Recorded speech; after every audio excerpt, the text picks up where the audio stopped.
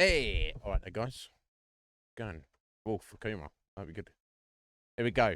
6 o'clock. Not I'm feeling bad because I just have to do obviously, but let's get right into it. Still gives us a solid 3 hours. Get some shit done. Push out this playthrough. I think we're already up to 30 streams on Fallout London, which is not which is a lot, but we've done God no, I can't remember how many Persona 5 was. Like 40 something. Yes, let's get to it. But yeah, I should be here tomorrow. I should be a little bit earlier. I'm good, Wolf. How you doing today, bro? My back still feels funky, but it's not as it's getting better every day. That is my new back injury, not my legacy back injury. What are you gonna do? What are you gonna do?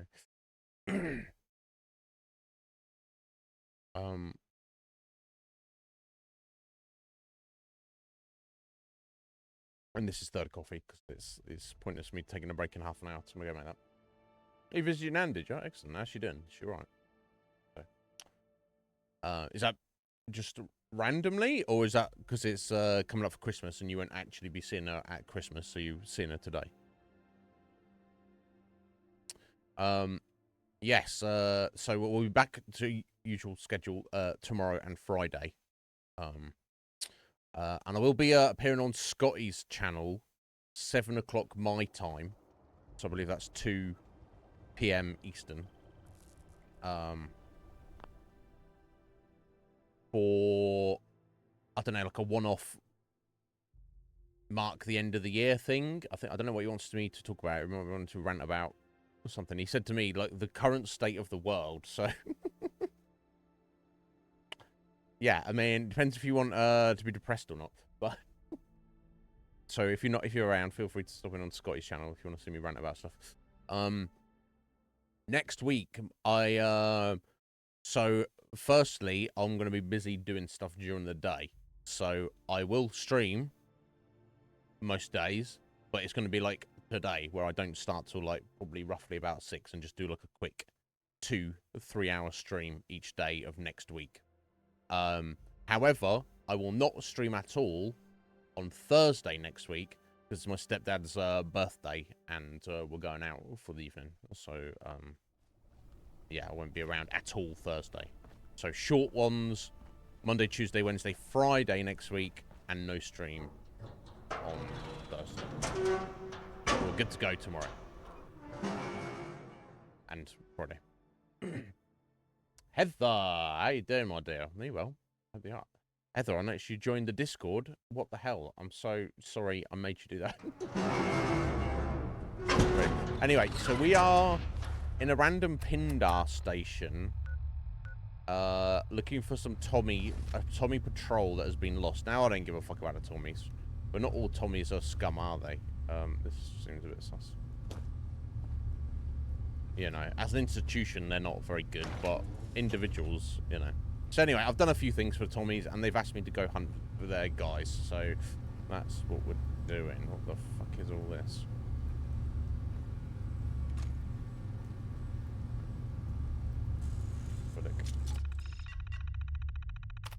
Yeah, feel free to tag Heather on the Discord. Give her lots of notifications. Failed memos? Unlockable terminal. Okay, I don't care about that. Our mission. Blue desk security. And that's what's monitoring the terminal. Long-term project. Partnership with General Atomics. A financial obligation to touring. Connection with Robco has been incredibly helpful. What's the project? Unable to connect. What's the previous notices?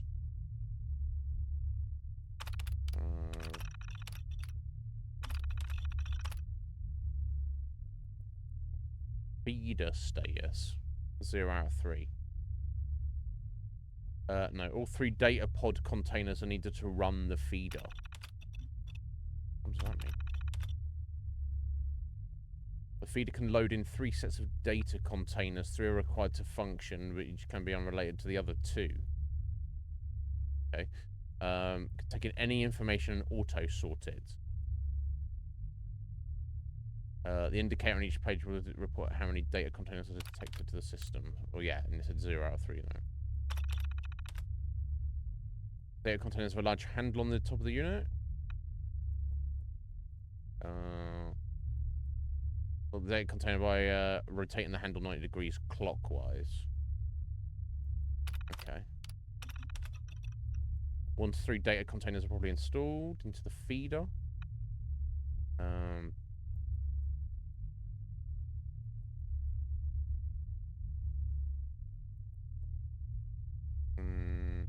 Okay.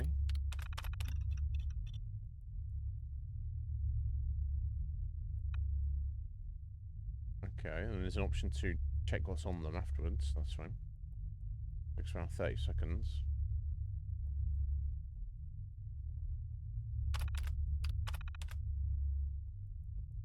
Option to review the results.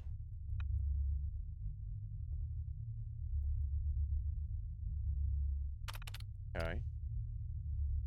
So it's almost like you're putting some kind of data device into a big machine, and the machine's job is to take all the information on those data units and like analyze it all and or collate it into some brief, concise report. Weird. So what the fuck were they doing down there? This seems kind of weird.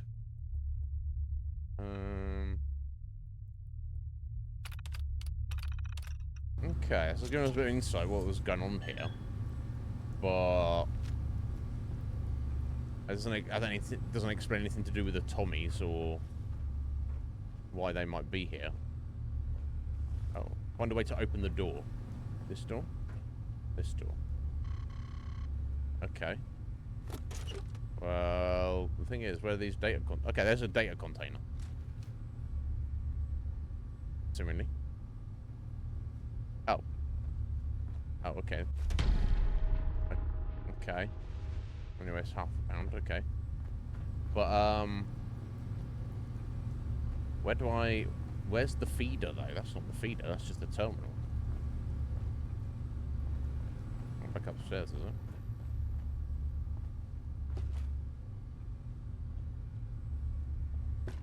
Well, let me take your ammo first, buddy.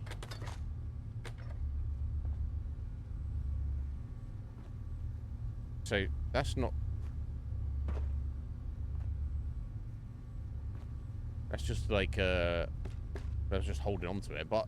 So, firstly, I don't know how to put this, and secondly, I need another 2 anyway. But my marker's just telling me to go here. It's not here. I mean, you don't plug it into this fucking terminal here. We'll see.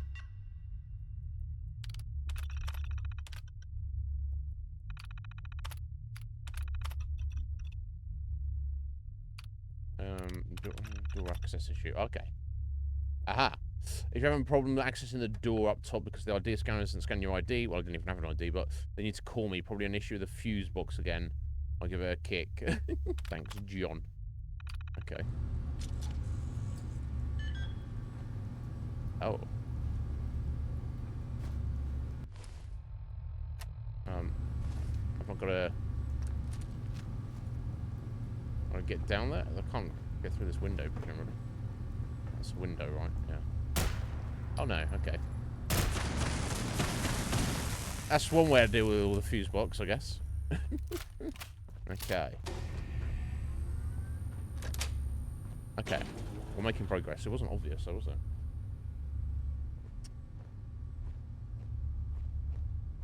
Alright, there we go. Yeah, no, thankfully I figured out. It wasn't obvious. I was just like... Let's see how we would get down there. I was like, and I thought it looked like a window to me, but obviously it wasn't. Anyway, so presumably I now need to find 2 more of these data containers, and then they go in here. Right, find a place of data pod containers. Yeah, it looks like it, right? But who knows in what order. That's the terminal to run it. Maybe I'll just look at the terminal first. Operation. Yeah, I've got the I'm already the operation. It's the same manual as upstairs, right? Okay, the same. So I don't know if there's going to be just 3 or there's going to be more than 3, but I think I'm better off just putting me putting in there until I've looked around. Is let me look around everything. Slips. Yeah. Plots can't be plots. Fight can't be fight. Fixers could be fixers. Closer, but it's not. So could it be farms? It could be. It's farms. Okay. Okay, let's open up that door.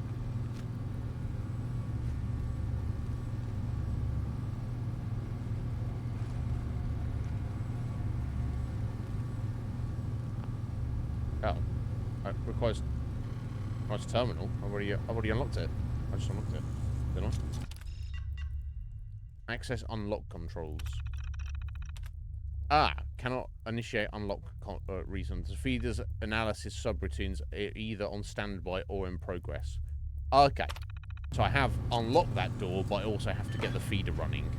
Now I thought it said you have to have 3, not just 1. So I'll go look this way first.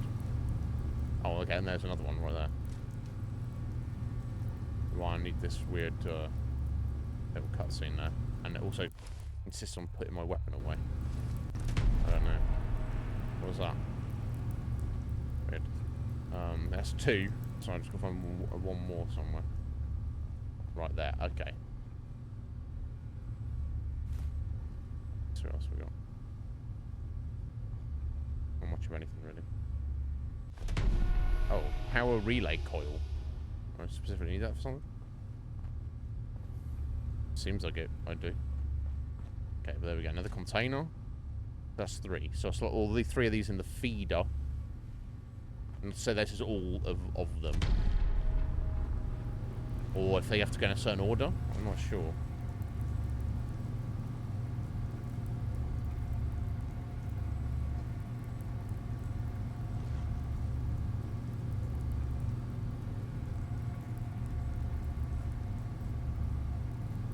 As I'm just clicking them, it's not giving me an option to put them. I guess the order doesn't matter. It's just the combination. Run the analysis. Well, I didn't even turn the handles yet. They don't care about that. Right, okay. Initialize the systems, please. Optional. Repair the relay box. Intake point checked. Relay errors detected.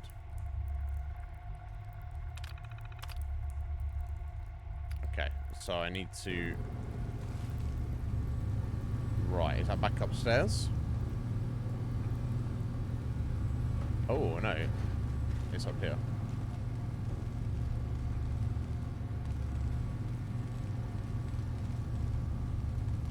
Right, so, yeah, they said, you know, did say about if there's any errors, make sure you, need 2 power relays to sort this box out. Okay. One of which I picked up. There'd be one up on here, would there? But has this door now opened? Maybe the other one's through this door. Okay. So do I have to, okay, so there's either one of there's either one of these power relays I've just completely walked past, or I have to run it with errors to then get through the door to get the other power relay to then rerun it with no errors. We'll find out.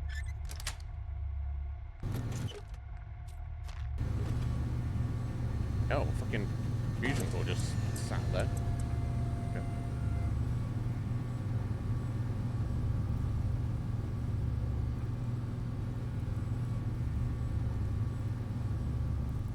No worries, Heather. You sort that out, my dear.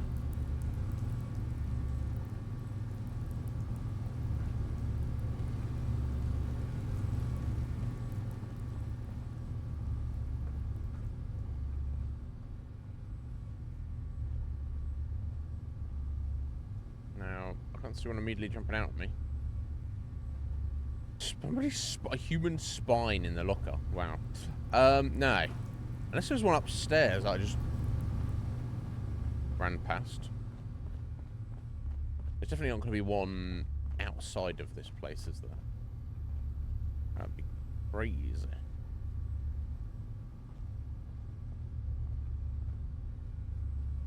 So I'm thinking I need to run the feeder, even though it's got those errors, just so I can open that door, and that's where the other power relay will be.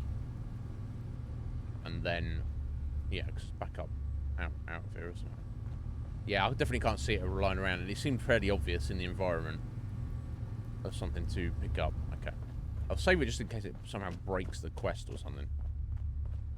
Because my feeling is you're not supposed to do that, but what's the worst that can happen is it just doesn't function properly.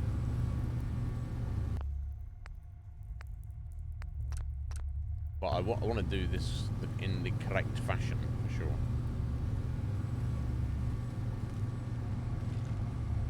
Let's see what happens. I guess it tells me on the terminal where it might be. Diagnostics. Repair the relay box. Yeah. Let's see what it say. It is not recommended to proceed with the analysis subroutines. This error comes up a lot. Check the relays. If the relay box is on the fritz again, then you'll need to grab some new relays and put them in.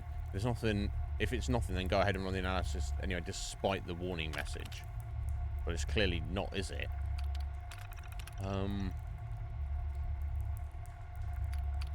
Yeah, with some troubleshooting.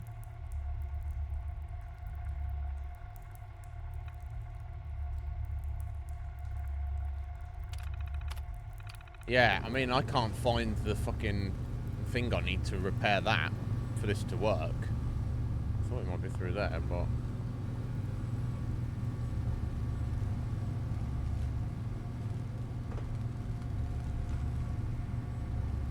Let me just double check up there, because I feel that, it seems to me that I should have to find it, because it seems like the feeder's only job, even though it says, like, something to do with, like, data... It seems like it's just to open that door. It seems weird. But if that's the case, then you would think the thing I need would be around here somewhere. Some weird parkour rather.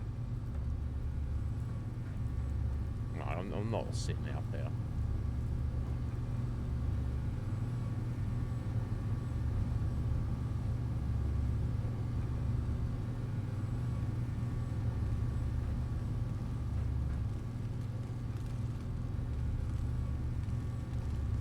Okay, well, I've just saved it. I guess I'll just run it anyway, and if the whole thing explodes and doesn't work and balks the quest, then I know it's not... Then I've got to find it somewhere. And,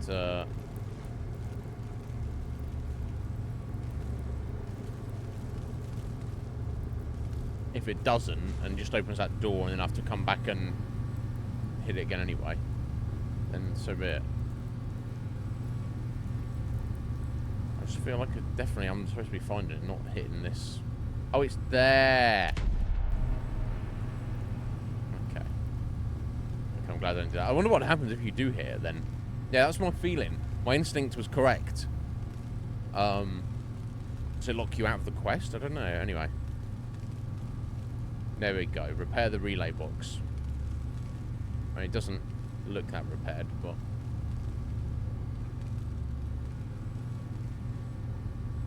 Okay, now it's repaired, apparently.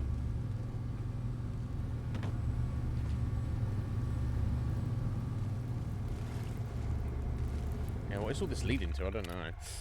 There we go. There's no errors. No system errors detected. Run analysis. We analyze this data and determine that we can now open the door for you. What? Oh my god. Are you going to send some of that down to me, Heather? I've got to come get it. Well, look at him. You're like, okay, now. This is price possession in there. No system errors detected. Enough data available, ready to run analysis. You'll do it. Oh, that was just the first analysis was to see if it was able to analyze it.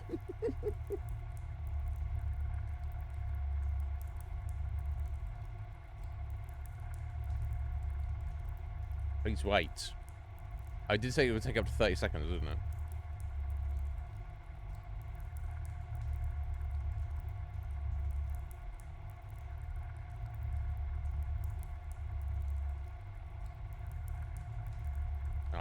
Heather, you're such a wonderful lady. Limitations of human society. That's going to be the great revolution, I feel. That's going to... technology revolution that's going to bring people together. And I don't know if this is even scientific. I think there is some vague basis on science of this. And obviously it's explored in science fiction all the time and fantasy. But the idea of actual teleportation. Then you're not actually... you know, physical boundaries, distances, are no longer a factor at all. Now there's some limitations to that, like prisoners and people just invading your home using teleportation or whatever. Enough data. Yeah, run it. Operations manual. Why's it not fucking running? Unless it did its thing already. Did it do its thing already? Try this. Oh, there you go. Open the door. Unlocking door. So we did all that just to open a door. Okay. Okay. Sure. My question becomes, if the Tommies are down here, how the hell did they get through? Because Tommies ain't going to figure that out, are they?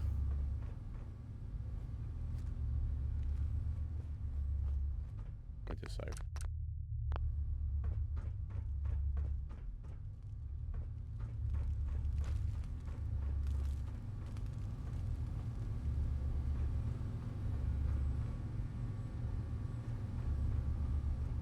Okay. Let's break. There's some kind of like science labs or things they would have down here. For what purpose, though? Well, immediately obvious. Okay, and that's where we came in there, isn't it? Why's that still being marked there? Open the door. And I've already opened the door. I have already opened the door. I do. Do I need it? Lock access door. No, I don't want to do that. Should I go back and get it? I literally dropped it off, thinking like, oh, I'll go back and get it if I need it. Do I need it for this quest though? Is it recommended? I think you're trying to say it's recommended, aren't you, Heather? Right. Okay. Okay. Let me okay, that's empty. Sorry. Let me just check this room real quick.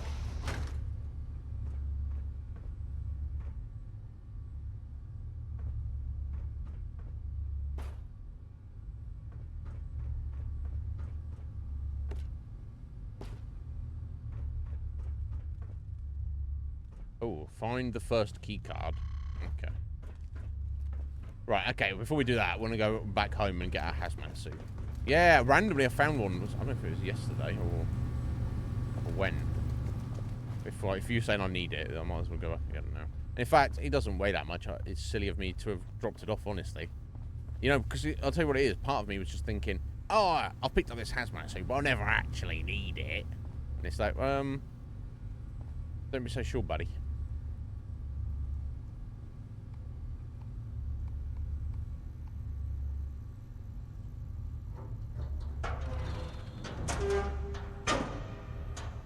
We'll do some radiation swimming. Okay, yeah, definitely need it then. Yeah, I mean, I don't know. The hazmat suit gives you like full. It gives you 1,000 points of rad resistance. And well, let's have a look what our base rad resistance is at the minute. I haven't got any of the rad perks or anything to give, but the rad resistance perks give you +10 per level per perk, which is minimal compared to the hazmat suit giving you 1,000, right? This is what I was saying about those perks yesterday. Is like if you're in a situation when you need rad resistance, plus 30 is not going to make the difference. So it almost feels like they're kind of a waste of a perk. We'll see. I might get them anyway, just for reasons. Some magic milk. Right? This guy needs some magic milk as well. I need something. I mean, I've got loads of Radaway, but the milk gives you resistance as well, doesn't it? I think. Right. Okay. Let's have a look.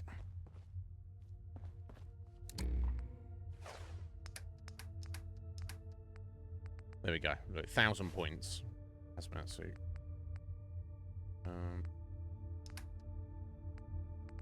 Let's have a look at this magic milk. Or even just regular milk if I've got none of the magic milk. I do. Oh, fuck yeah. Shall I just take it all? Okay, 8. Even stronger than Radaway, I think, right? Minus 840 rads. Yeah, it's, magic milk is double the strength of a Radaway. Done well. Yeah, if you look at my status. Yeah, my rad resist, just me walking around, is 70. So if I equip the hazmat, so it should be, well, it'd be over 1,000, wouldn't it? Well, there you go. Okay. I don't think there's anything else I need to do or drop off here.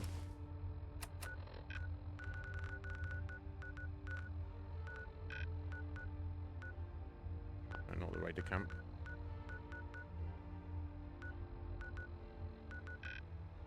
Okay, I can't fast travel directly there. I guess we'll go to the dock. Walk. Whoa, for over 9,000? What the hell, bro? Does that mean you're not just overtaking Shkoy, I feel? You just caught up with him.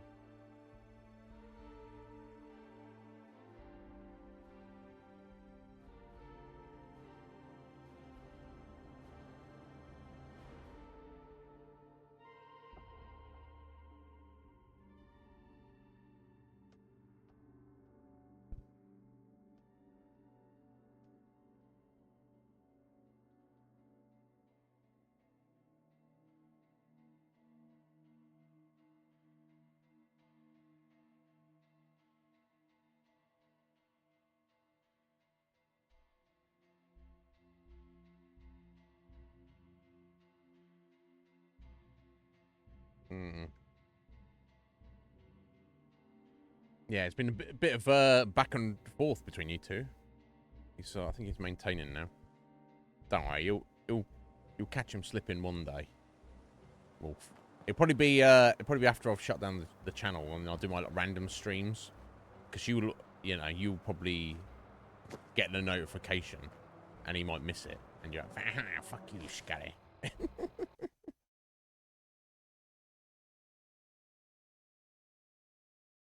Now, the real question, of course, is will Red Mage get the notifications? Right.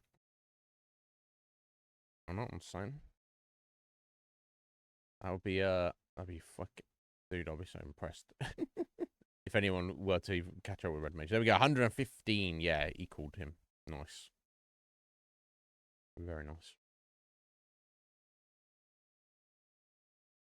Although, with my infrequency of streaming, obviously everybody's point gain is going to be, like, massively reduced. So even if you were to, or somebody were to, it would probably take a while still, wouldn't it?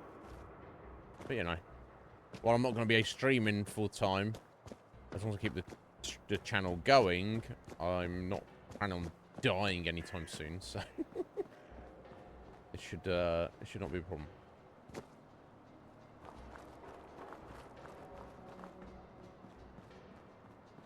Right, here we go. Oh, he's chilled out a bit now. He's just in the wall now.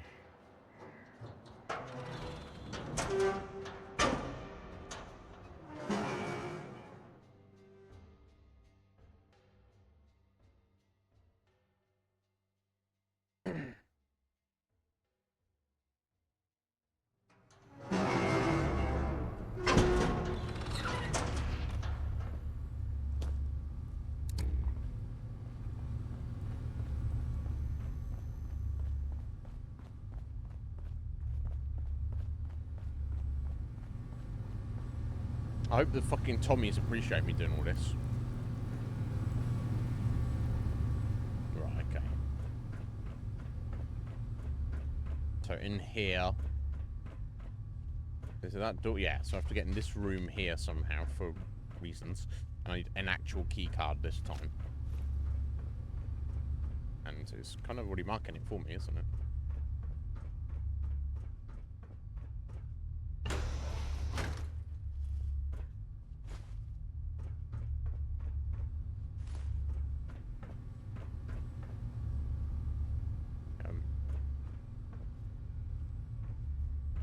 Trying to say it's in here somewhere.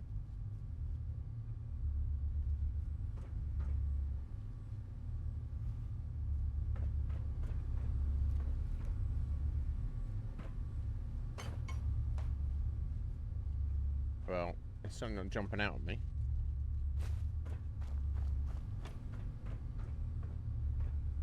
Might be under a box or something, right? Okay, sometimes these boxes can be moved. Oh, it's there.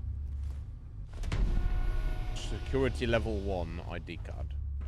Okay.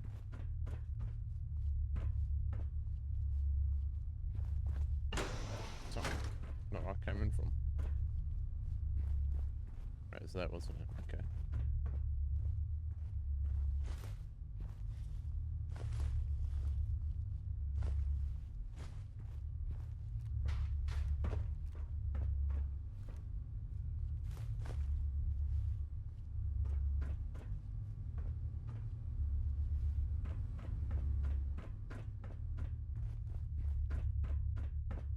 Okay. Let's go back a bit now. Is it for this one? No. Okay. Right. Okay. So this whole place is a bit of running around here, there, and everywhere. Okay, I got it. Now, it's still right. So go through into this room with the level 1 key card, and hopefully we'll find the level 2 key card in here, and go back the way we came. I'll see. I can understand why people wouldn't be vibing on this, Heather. And Heather's like, you've not even got to the point people don't like. And there's a level 2 ID card. Yeah, I'm not against this in theory. I'm not like a fan of everything like looking the same.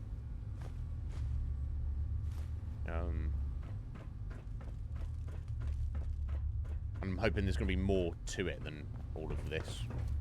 But we shall see.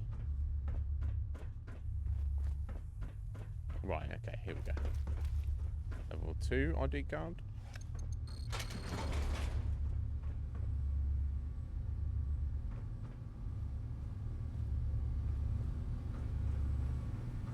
Detected by somebody. Detected by a rat roach.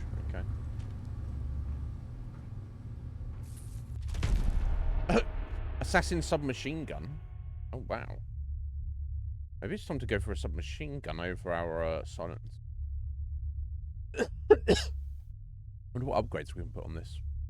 If I don't know if I've actually seen a gun like this. Not like this. Sten, isn't it? Kind of. But yeah, 50 legendary, 50% damage, more damage against humans. Which, I mean, we do fight a lot of humans. Maybe I'll give it a go.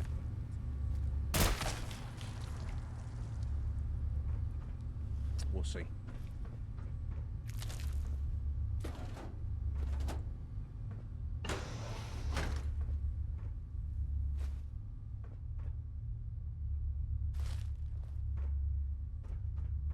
Alright, that's dropping back downstairs, which, presumably that's a room we've... Yeah, that's this room here. Yeah. Alright, to confirm. It would be some super secret, sneaky room that I'd missed. But the only way to get to it was dropping down from above. But that's clearly not the case. What the fuck were they doing down there? Looking at a lot of small things, at the very least.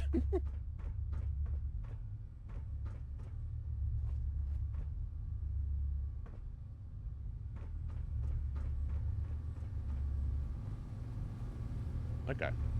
So all roads lead this way.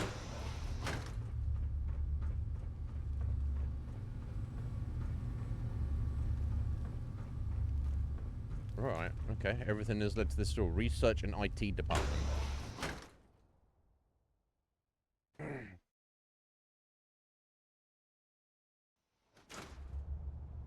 That's right. Do you mean the circumference? Heather, like round it, not wide. Yeah, I was gonna say that's some girth. If it's 6.5 inches across, 15 long. Now, I assume that's for eating, right? Heather. Sorry, I'm being gross.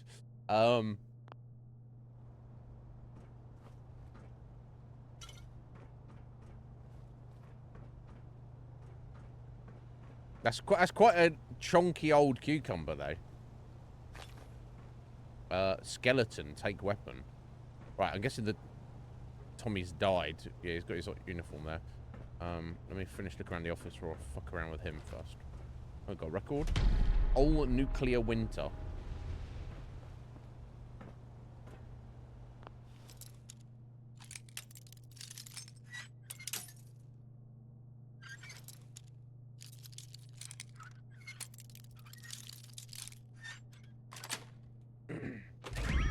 No, that's a lot of cucumber, right?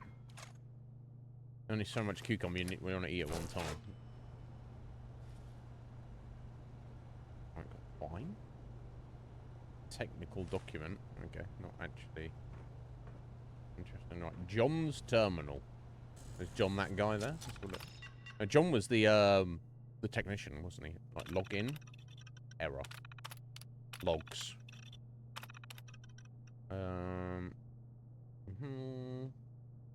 Feed has a problem.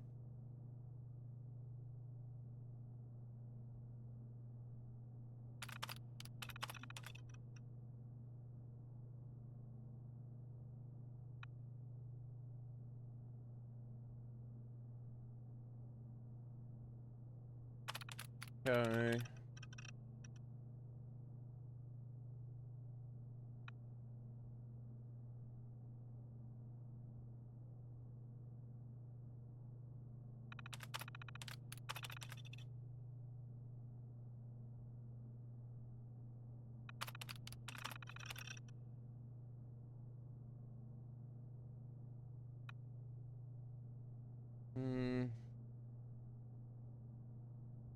Right, okay, and all the people working here suddenly overnight went crazy and started attacking each other.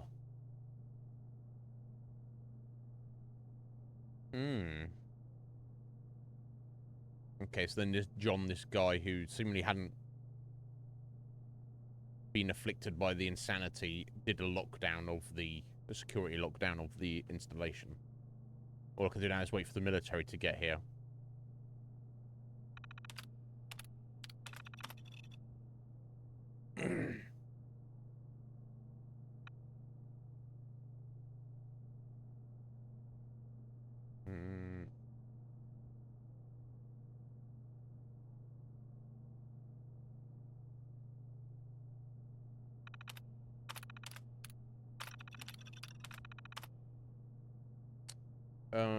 Okay. Security lockdown isn't currently in effect. Once active, the lockdown can only be lifted by emergency terminal A01. See master terminal to remote into emergency terminal. Right, okay. So I need to find this emergency terminal A01 or the master terminal, which would give us access to it, to lift the lockdown. Which I don't know what the meaning of that is necessarily. Or what exactly happened here. But I'm sure we will figure this out as we go along. No, we won't. Teddy bear wearing glasses and smoking a cigar. Cable.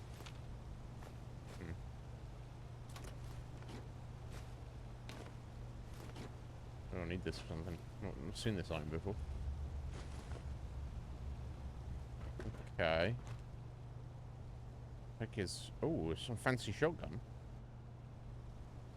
Acquired some evidence. Found the source of the distress call. He's dead now. He's very dead. It's like a new shotgun, buddy. Apparently. Oh, bro.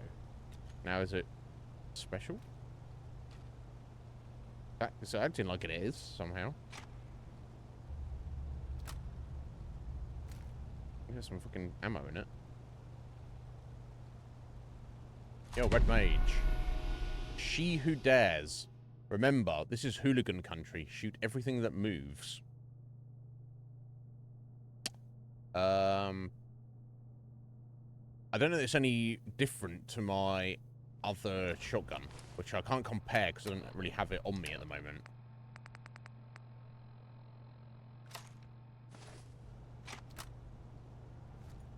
I'm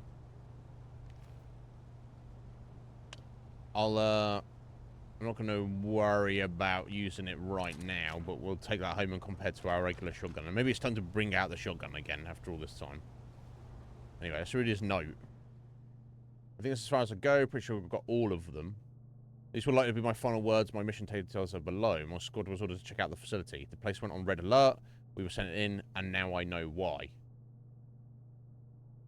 Now, you're one of the Tommies, aren't you? I think. Yeah, because it said I've got evidence of them going on. So this facility, up until fairly recently, was up and running.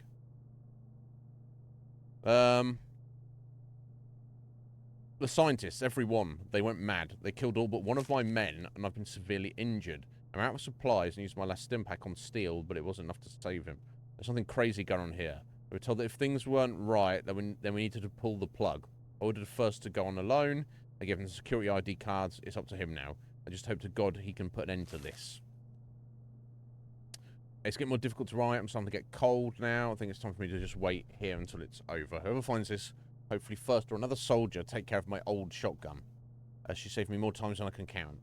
I just couldn't keep up with her this time. Sergeant Dominic Dawson. Okay. But, it seems like they've been here a while, maybe. I don't know. I don't know. Doesn't matter. I guess we're pressing onwards, essentially.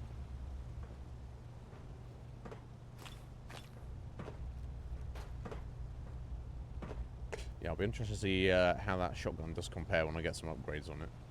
It might not be that. It might just be the paint job on it. It might be same as a regular shotgun, right?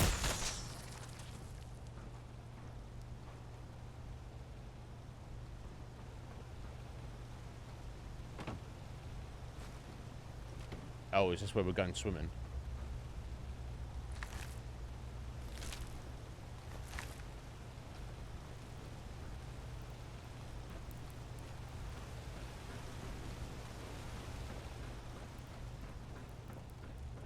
Oh, shit.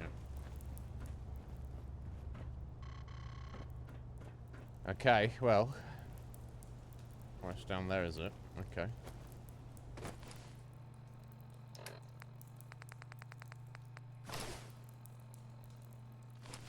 I assume I can't wear anything else with the hazmat suit, can I?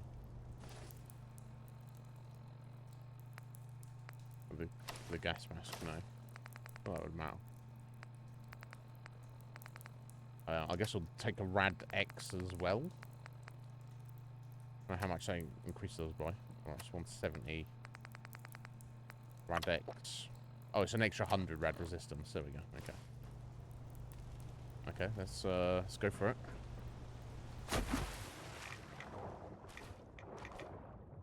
I cannot see a fucking thing. I've got to do all that. Now, the problem is, am I not going to be... Am I immune to drowning while I've got my...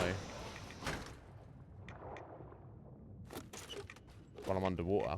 While I'm in my hazmat suit? Is that the idea?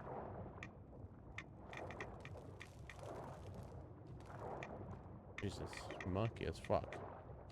Oh my god.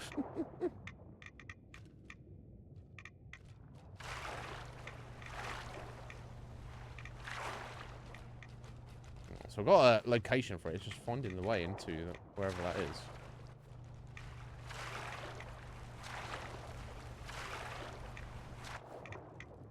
Okay. Here? Okay, somewhere in this room. God, it's so fucking murky, though. I'm trying to find a key... a small grey key card in this mess. And it's right there, apparently. Okay. I can definitely see how people might be frustrated with this, Heather.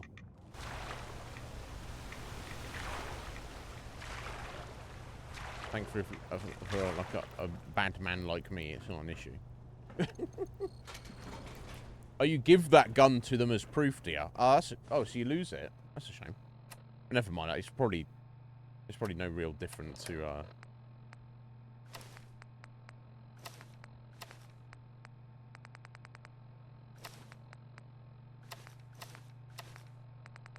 the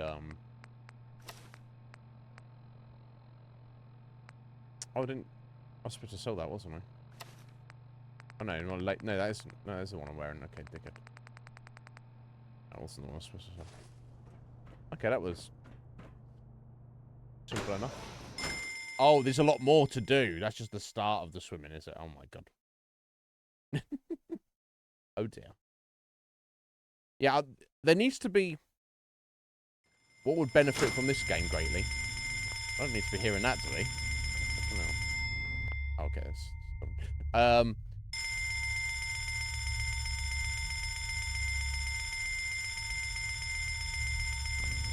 let's go. Oh, hang on. Oh, shut up for a second. Is it, Is it... It's not The Witcher, is it?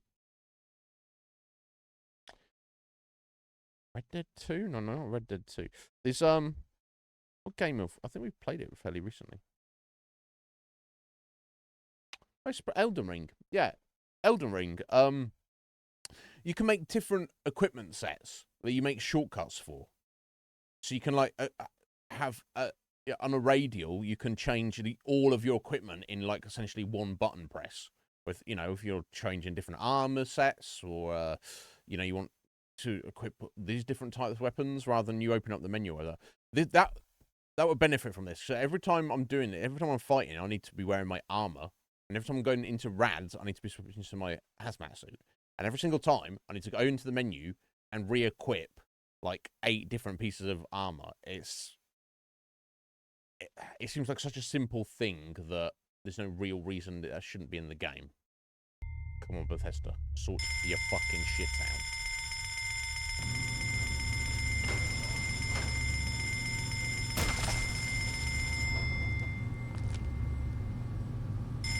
Oh my god, that's doing my...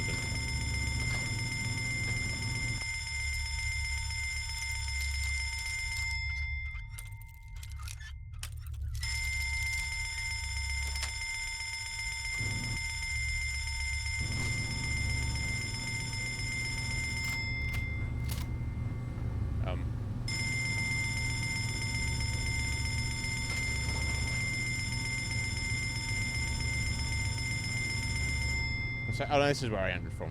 Okay. Yeah. I was going to say, I thought that's the door we went through.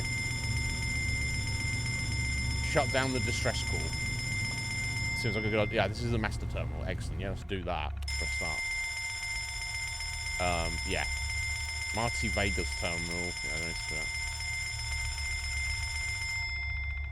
Connection failed. The terminal requested could not be found on the local network. Check the connection on the remote terminal and verify that it's turned on.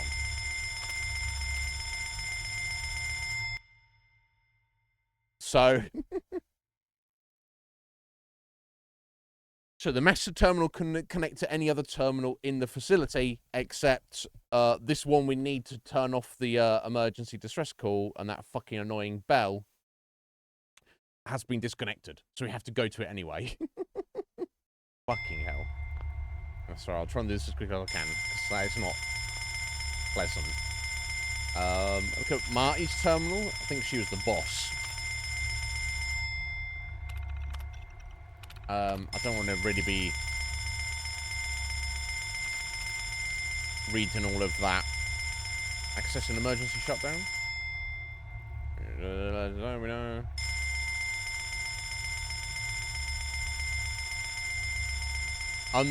Located underneath the master terminal. Okay. so somehow underneath us.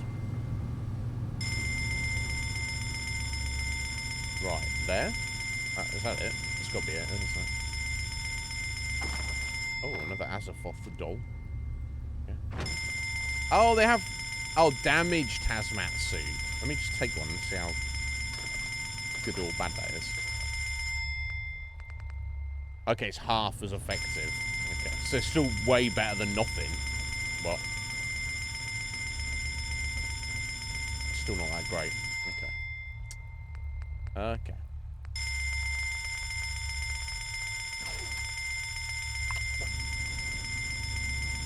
Oh, hang on.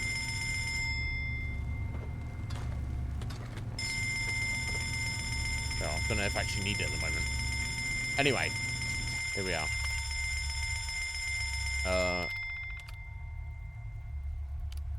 Emergency shutdown. Begin emergency shutdown. Yes. In 5 minutes. Escape? Well, it's going to self-destruct. The self-destruct sequence has been initiated.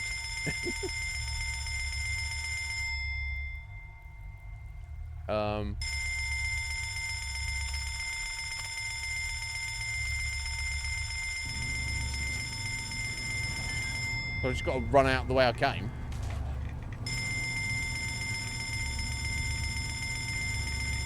We're just going to blow up the whole facility. I got to swim.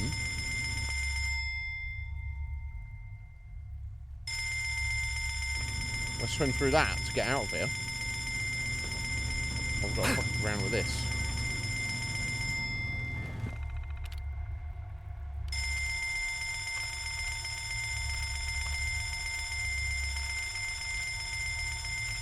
Oh, so it's going to tell me what's going on.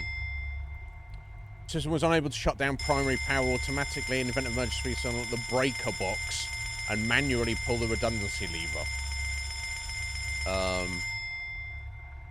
Yeah, branch engines. Shut up! Oh, fuck you, bro.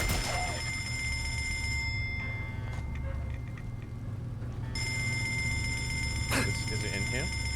I don't know. Nobody knows. Ugh. So I've got to swim out of here.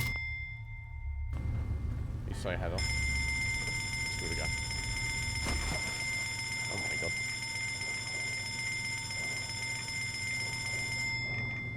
I cannot see a thing. I don't know if there's anything down here.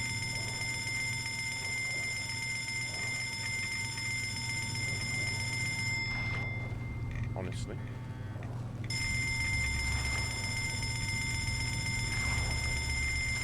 Or that I can in fact get out of it.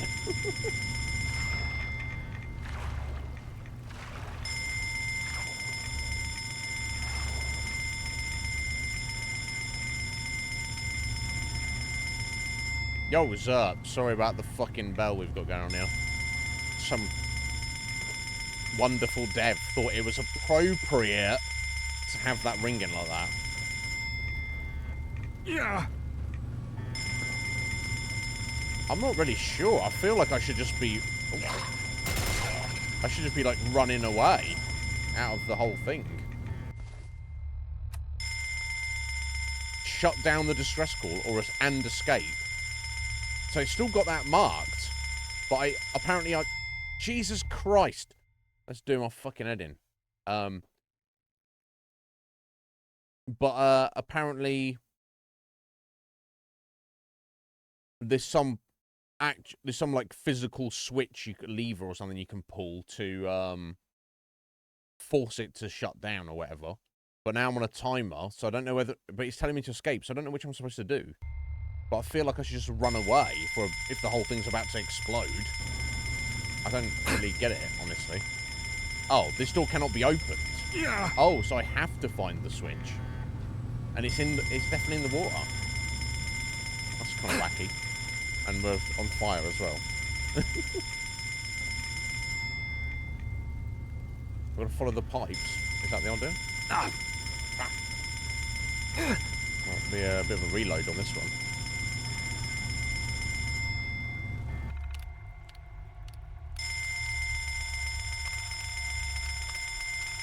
me read that again. Oh, log remote lost.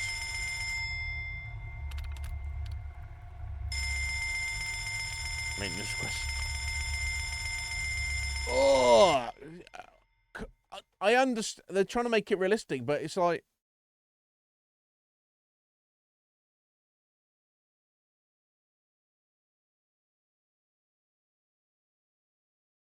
At the end of the day, maybe I'm just super sensitive to it, but at the end of the day, a video game is supposed to be fun.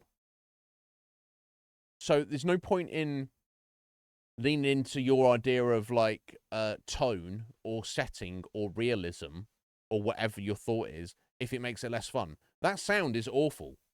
I understand it's supposed to be awful because it's supposed to be like it's like an emergency alarm that is supposed to like, it's supposed to be unpleasant. So the human psyche's freaked out by it, and you're like, oh shit, I need to fucking get out of it right now. That's why fire alarms sound like that, right? It can't be mistaken. But we're in a video game. Look how Resident Evil does it, right? The that's perfect. The self-destruct sequence has been initiated. All personnel, please evacuate immediately. Right? You got a nice, pleasant, automated voice saying that like once every 30 seconds or so. With the dramatic music. But this ringing bell, my God. It's doing my head in, but anyway. It's not over yet, Wolf. Yeah, no, you have to mute the stream for a bit. It's not over. It's only because I've paused the game. Jesus Christ. I wonder. Am I just being sensitive? Well, I think that's fucking awful gameplay decision. A design decision. Because I get that it's like, they're like, we're going to put the player in a situation where it's fucking awful. Right? But you've also got to, like, balance, like, enjoyment. Now, some people like to play horror games because you're in an awful situation, but it's a sense of excitement and anticipation. That sound is awful.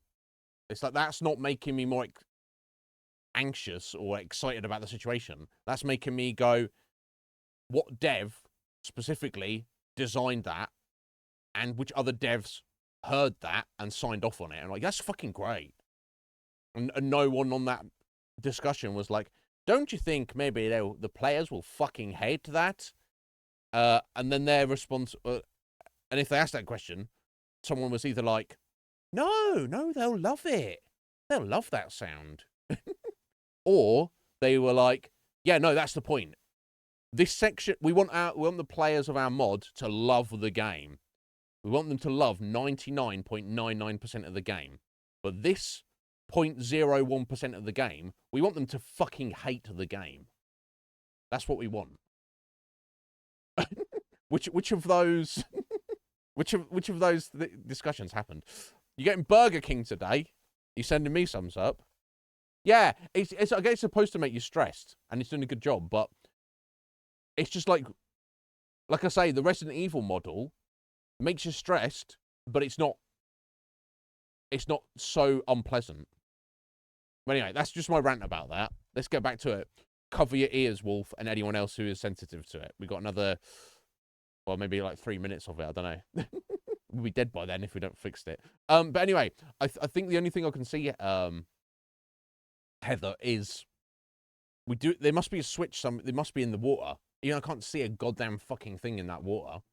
Yeah. In the event of an emergency, please unlock the breaker box and manually pull the redundancy lever. So we've got to find the breaker box, and then we'll be A-OK. Does it say anything else there? No, it doesn't. Okay.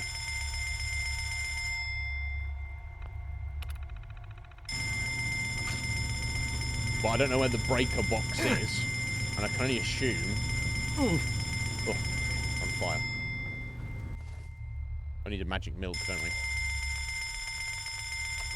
At this point.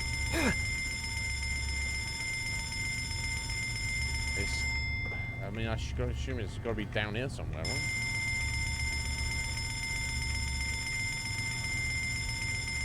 It seems so like you wouldn't actually go in this water. Like, you can't even navigate in here. It's just yellow. It's just dirty yellow. You're like, oh, great.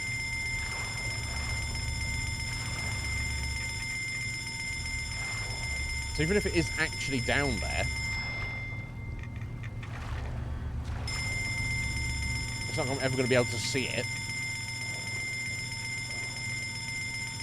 So I can only assume it must be at the top somewhere, right?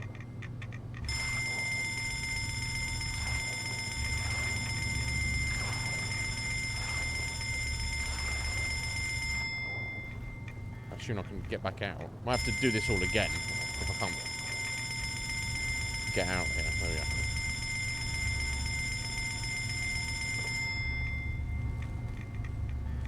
Oh. No, don't apologise, Heather. They've not really made it obvious in any reasonable capacity.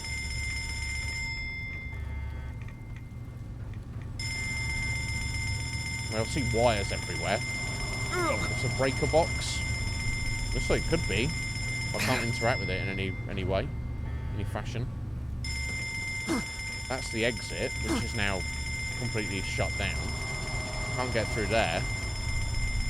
There ain't no fucking breaker box in this little storage cupboard, is there? So...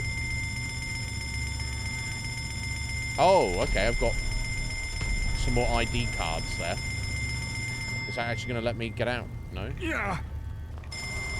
Why are the extra ID cards there if I already got those ones? Oh, okay, 40 seconds. We're fucked anyway.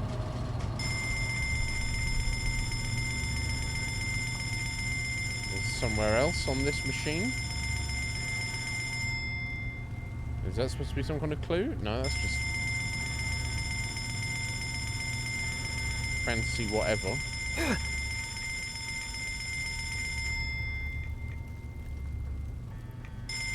don't fucking know.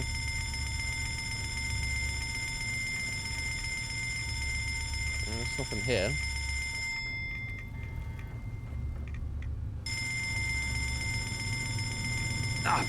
Okay, I guess we'll just die and see what happens. I'm gonna get another game over cutscene. Like, and then that was there another wayfarer.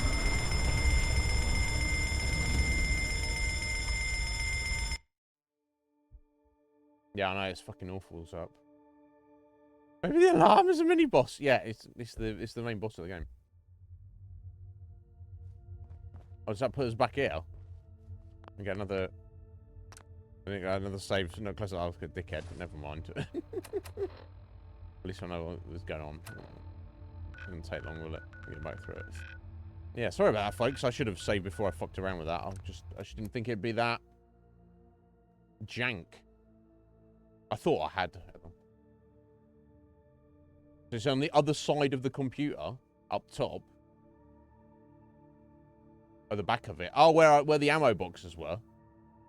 Okay. Yeah,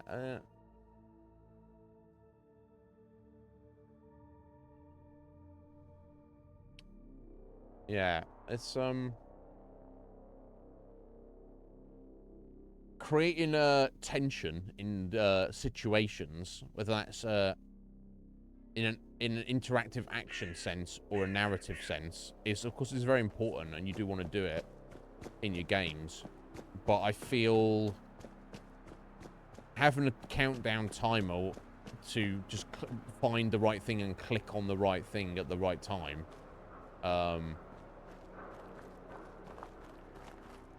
with not to mention, and with the result just being you explode and that you just die and try again, with that annoying fucking sound. That's I don't know. Like I said, I'm not a video game designer, so I can't tell you. I can't talk about the challenges or the difficulties of creating things. But I can tell you what I like and what I don't like as a consumer. And I think this... Now, if the result of this is I manage to shut it down, and then that's it, we exit, and then I'll... Yeah, agreed, Heather. I'll look at this whole quest and be like, what was the fucking point of any of that jank? Let's give it the benefit of the doubt for now. And assume it's going to, like, pull this shit off, right?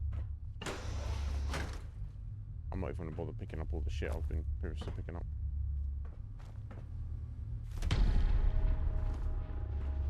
Let's just fucking go.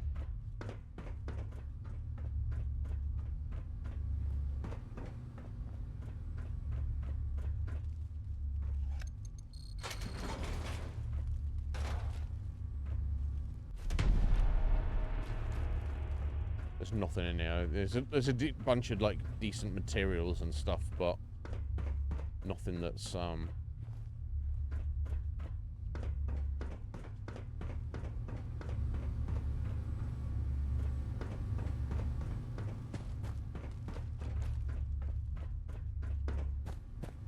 I'm gonna figure out where we're actually going.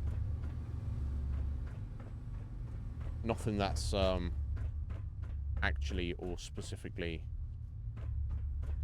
Oh, yes, there is this person. Nothing that, you know, microscopes and, you know, big rolls of military duct tape and, all sorts of other shit. It's not like it's nothing I can't get elsewhere or I even desperately, drastically need.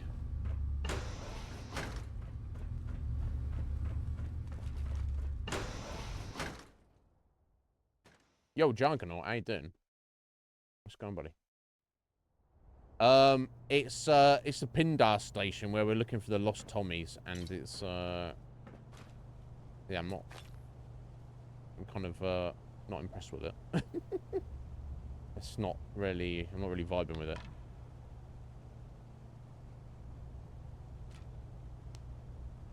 Well, this shotgun is from a different mod. They were like, we're gonna put this modded shotgun in the game, and we need to have a weird quest with it. Because reasons. And it's okay, well. Did you? You could just have a good quest. You could have had a good quest. Anyway, I've got their, stuff. Okay, let's grab that. I'll do this safe for the XP. How you doing today, Juggernaut?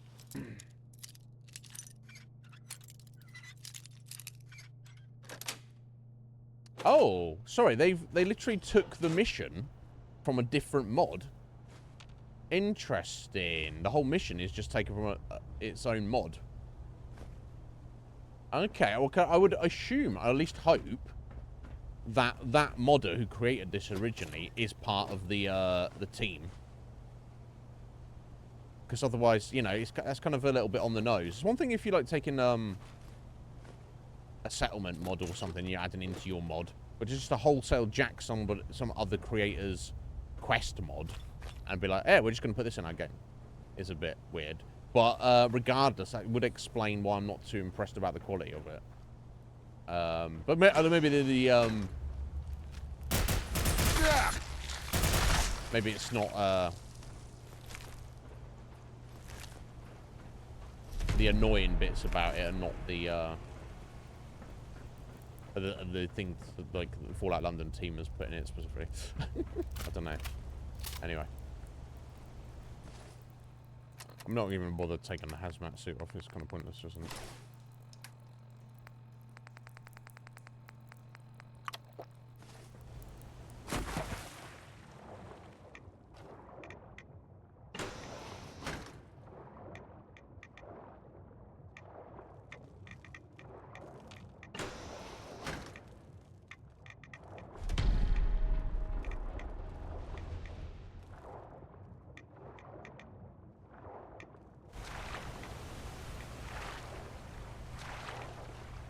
There we go. Yeah, we were looking for the breaker box. It wasn't obvious to me.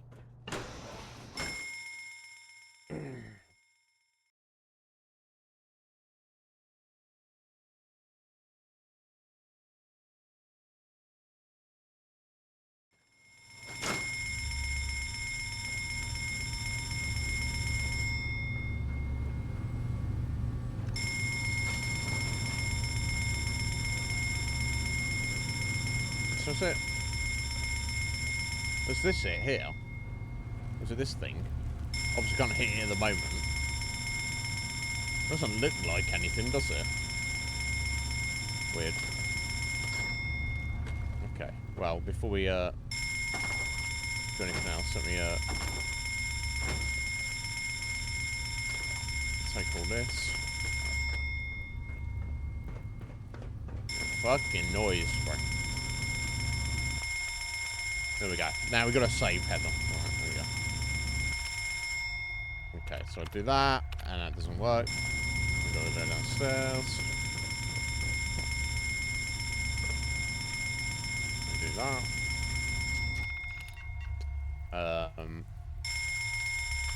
Oh, you have to do it from the computer, DL. No shit system. Oh, so sorry. Shut that fucking sound up. The breaker box. You don't actually manually access it like it claims you do on the other terminal. You access it through this terminal. Get the fuck out of here. I don't know. Let's see if that is correct. That's what it seems to be saying.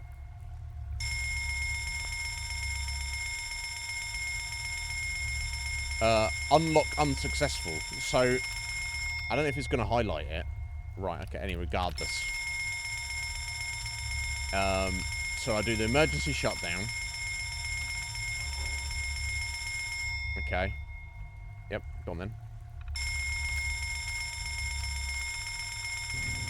There we go. Okay, so now access it again.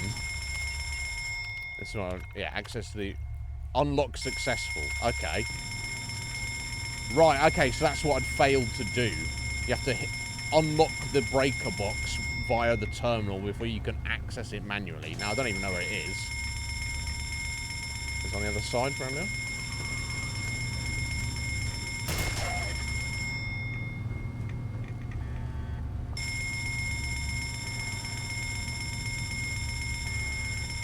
Or maybe...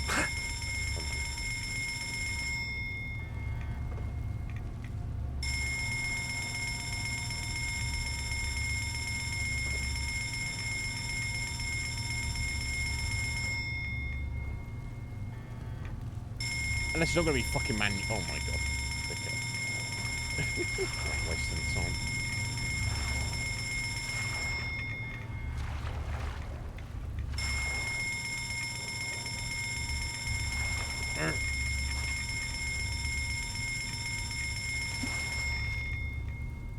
That fucking bell.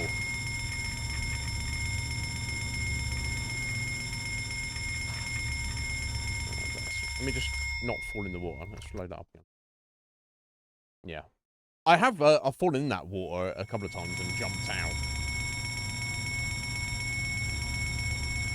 So I don't think I even need to specifically... Did I go and grab this stuff? Yeah. I think I'll just start from down here, can't I?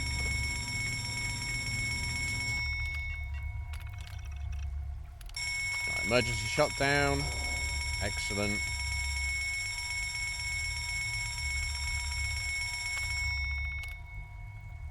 Yep, return to menu. Access the linked breaker box. Unlock successful. So unlock didn't just unlock the door. A door's not a breaker box. I'm definitely not seeing this room, but let's go check.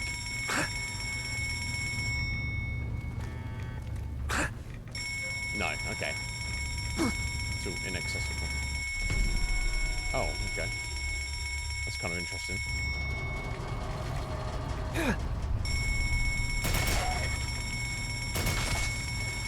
Now, it's definitely not in here, is it? Can't go that way. Do I need to fuck around this computer now? Right, okay, I see.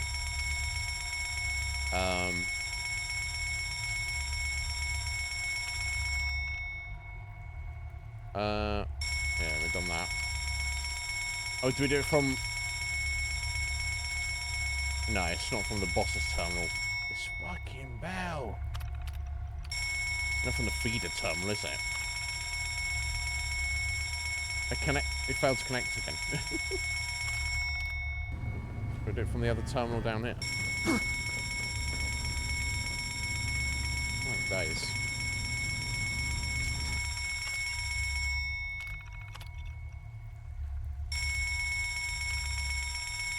Yeah, emergency shutdown, diddler. Yeah, okay. Okay, they can't connect to this. So yeah, I've already... Yeah, it's already unlocked. And tell me where the fuck it is. Oh my god. I mean...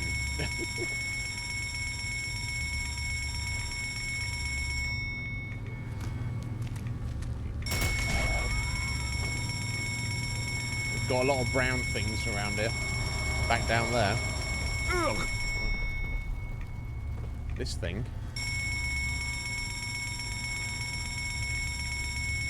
That? Oh, this thing, this square next to the fucking terminal looks like nothing. Oh my days. Right. Okay, so now what? Okay, thank you, Juggernaut. Now that's opened the door. Now we run away because the whole place is going to blow up. So you have to.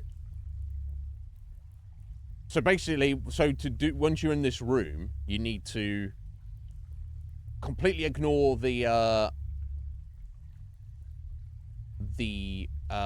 terminal up top, the master terminal. Just jump down there, click one thing on the terminal, click another thing on the terminal, then click the thing next to the terminal, which looks like blank, boring ass scenery to me.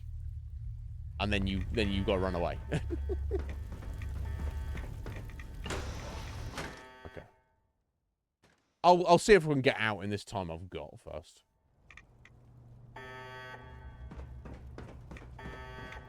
If I can't, then sure we'll reload. Oh my, you fucking dickheads.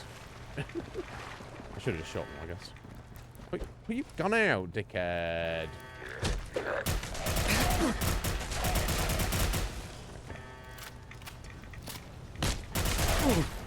I don't even know how much time I've got because the game's balked. Yeah, we might have to just reload the whole thing and do a quicker. I want to see. Well, I don't even know how much time we've got. Just the game decided. Oh, you don't need to know now. Just reasons.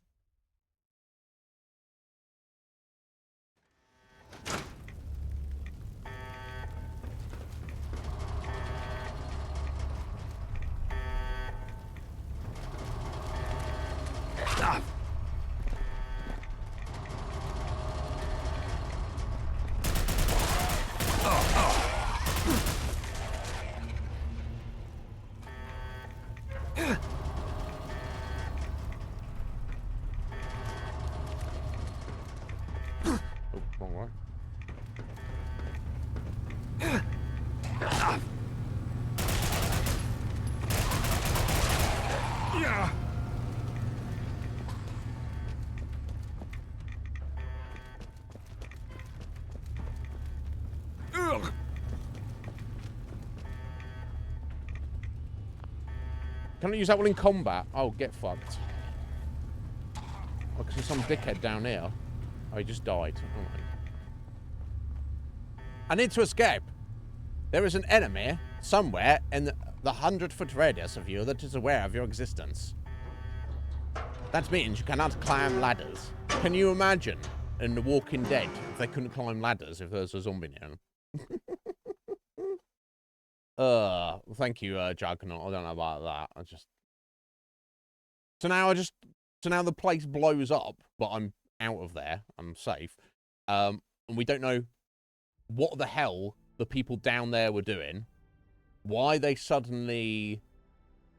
The scientists suddenly started attacking each other. And we don't know why the Tommies were sent to investigate. Thank God. Why did it self-destruct? There are no answers.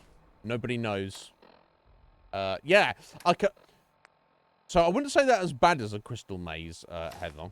in terms of getting it done. It just wasn't very obvious. Not only what you needed to do, but what's the point of any of that?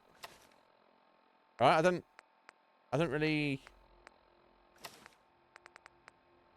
like.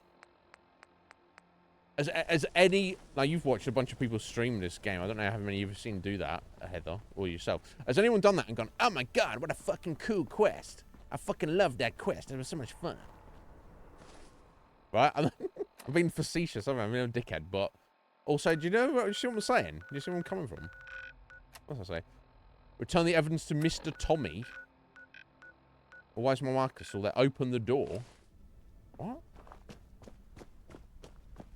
Firstly, who is Mr. Tommy? And why is it telling me to go back in there? What the fuck?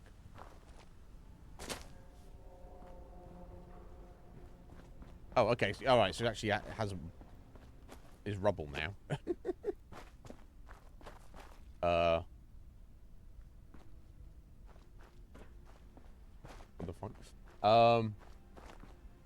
Yeah, no, yeah, they did to see what, yeah, they discovered it, right, and they got trapped. No, that makes sense. Okay, that makes sense why they would go there. Because they're like, oh, what's this? This seems mysterious. Let's have a look at this. I've got to climb on top of the building.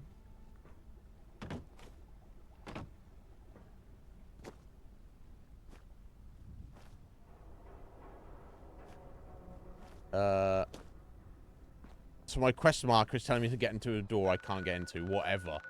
I have the quest marker back at the museum, so it's good to just turn in. What?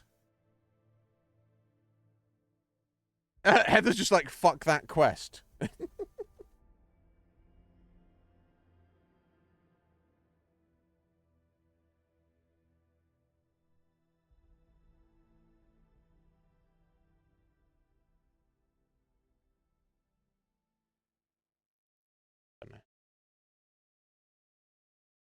I don't know. Yeah, not to my personal taste. Let's just say that. Because what would actually equate to, you have to search around for junk, the key cards and the power relays, and you have to fuck around on computers. And it's really not obvious to me. I mean, am I an idiot? I guess maybe, I don't know. Maybe I am. And that, you know, if the maker of that question wants to tell me an idiot, yeah, sure, I'll take it. I'll be interested to see what the consensus is, though. You kill a few ghouls, you kill a few rad roaches, there's some junk to pick up. That's it. So, so Junkernaut, you're saying that quest is actually just a whole separate mod unto itself that the Fallout London team have, like, gone, oh, let's take that for our own. Now, is it exactly the same, or have they just taken the idea of it and just ripped off somebody else's idea and just added it in? Right, yeah, so I wonder, I wouldn't think that they'd be obnoxious enough to just steal somebody else's idea like that. So I can only assume that maybe whoever made that mod is maybe part of the team. And they're like, hey, do you want to include my mod? And we'll just re-skin it for Fallout London. They're like, yeah, cool.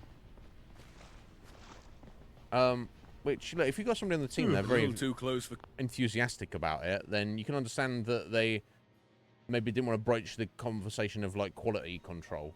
And be like, yeah, Steve, you know, we're very happy to have you as part of the team. And we're very happy that you're very proud of your mod that you made. But, you know, it's not up to the quality standards of Fallout London. Yeah, I can see them maybe not wanting to have that conversation. But anyway. Private Tommy. As I live and breathe. Codsworth. As I live and breathe, your return. Was your mission a success? Did you find any information about the missing Tommies? They're all dead. Yes, I did. I found their remains. It seems they're attacked by some sort of ghouls. Yeah.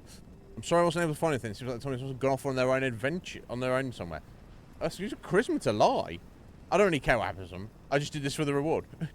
What was I supposed to be doing again? I haven't done it. So I could do that, and I presumably that means you get to keep the shotgun, but I don't want to lie. You know, I was contracted to do a mission. I've done the mission. So I'm just going to tell him the truth. Dear. That's terrible news. HQ had feared the worst, but it's still difficult to hear. Do you have any proof of their demise or any idea what the distress signal was? Turns out some pipes ruptured core in the distress core. Station self-destructed when I tried to fix it. Also found this special gun within the station. It's this special gun. The place is falling apart. In my attempt to fix the station self-destructed. The only evidence I have of the time is this shotgun. No, we had the note as well. So, yeah, this is all just different ways of saying it. Thank you for bringing this information to us, soldier. I'll make sure to pass it along to the High Command of the Tommies in the Imperial War Museum. They are itching to know what happened to their missing team, even if it is unfortunate news. Bad show about the station blowing up. A self-destruction, though? That must have been one severe pipe rupture for the station to seal itself like that. Well, I will say HQ will be pleased to hear that the distress signal has been resolved at least. And a gun, you say? Let me take a look at that. Ah, yes.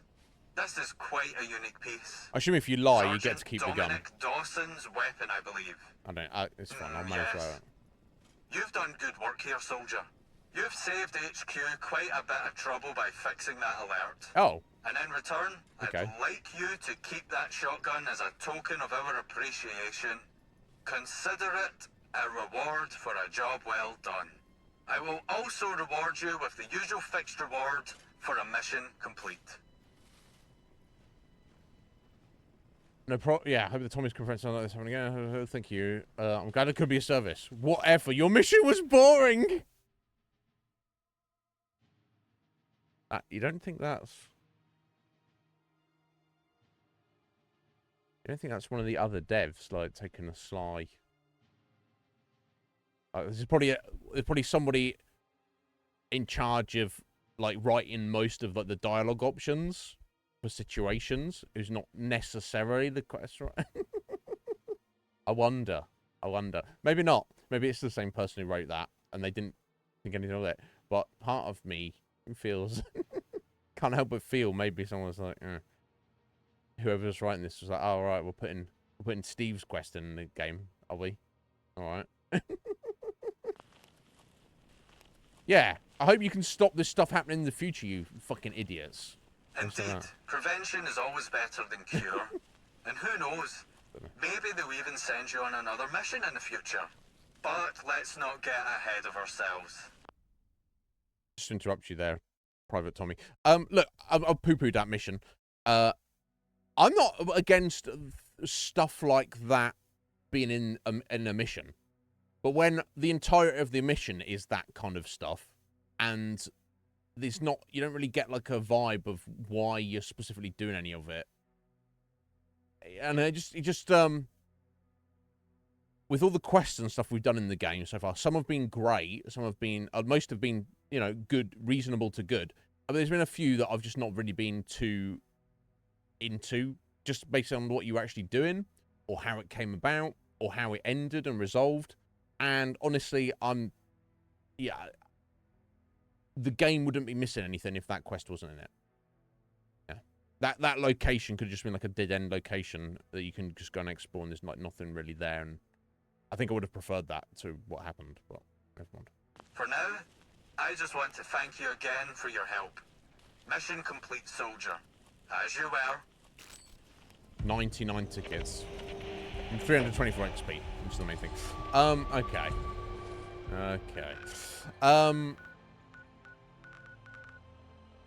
Never mind. Right, back to the hideout, because I want to see what we can do with this shotgun.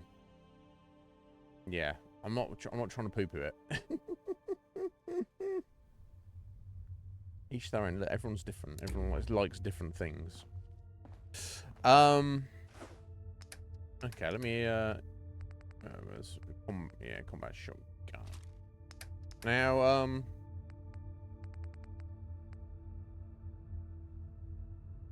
I don't know what the special is. Is the special effect of it just the fact that it's got a different paint job on it?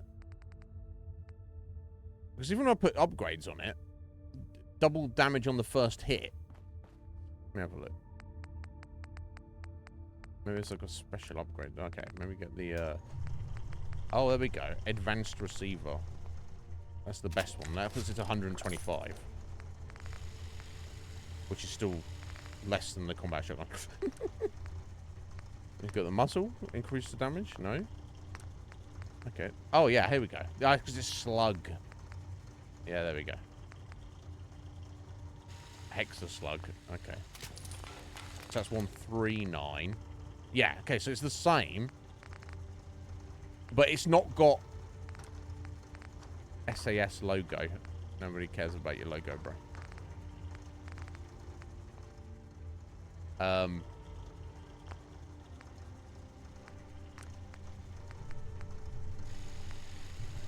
guess it was going to be the full choke, wasn't it? Yeah. Well, it really matters. So, what I'm getting from this unique shotgun is it doesn't have a special ability. It's just, its special ability, its uniqueness, is just that it has a unique paint job on it. So there's zero reason for us to use this over our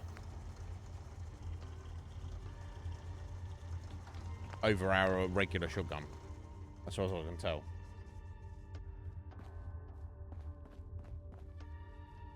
Ah.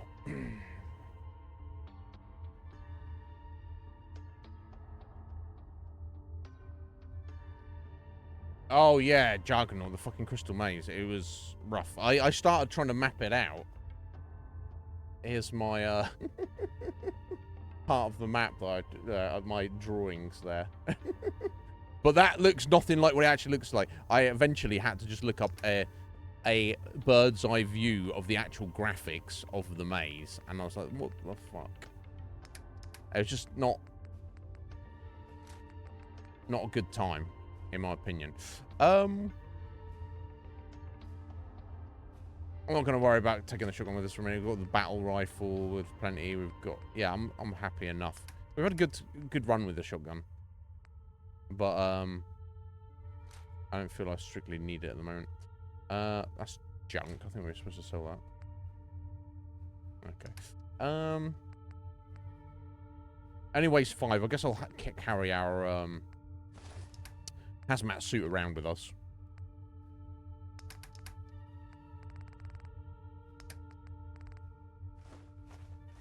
Okay, we can drop off the magic milk as well, I guess.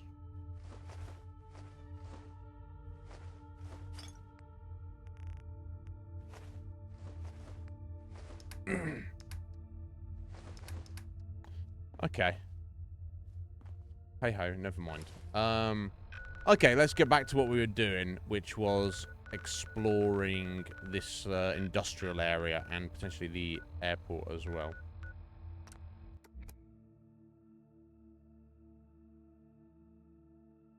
Oh, really? Oh, my God. Yeah. It was really not obvious. Here's the thing. There's a fine line, isn't there, between exploration and, like, puzzle solving and mystery and being obtuse and stuff. And here's the reality of the situation.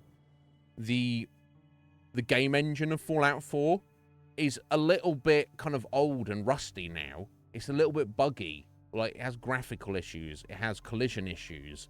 It has camera issues. You have to bear that all in mind when you're making your stuff. And look at the Crystal Maze. That dark, grey hedge maze, which is everywhere you turn, it all looks the same. With no way to actually really map it out. I mean, look at the local maps in Fallout 4. They're useless. There's no point in using them. World maps in Fallout 4 engine are perfectly fine. It's a problem, in my opinion. But, you know, let's have faith that they're going to fix it. And we'll get something out of it in the future. What we got here? London Smelters. Like, metalworks, steelworks. This is what it is?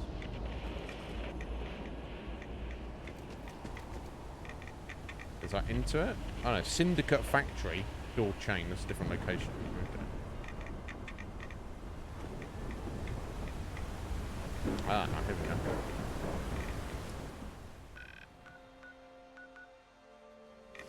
Let's see if we can get into this factory. They might not be happy with me just busting in there. I'm getting ratting out of control right now. Jesus.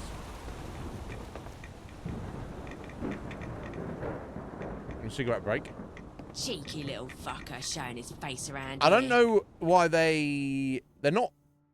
I'm obviously not allies with the Syndicate. I'm not enemies because they'd be attacking me on sight. But her running her mouth like that, it's almost like they must be aware that maybe I don't think I've ever gotten a shootout with them. I know what I did. I lied to them and busted that ghoul out that they captured. So I wonder if maybe they're like aware that was me, and then don't feel strongly enough about it to try to kill me, but they are like, oh, it's that fucking guy who tricked us. That fucking guy.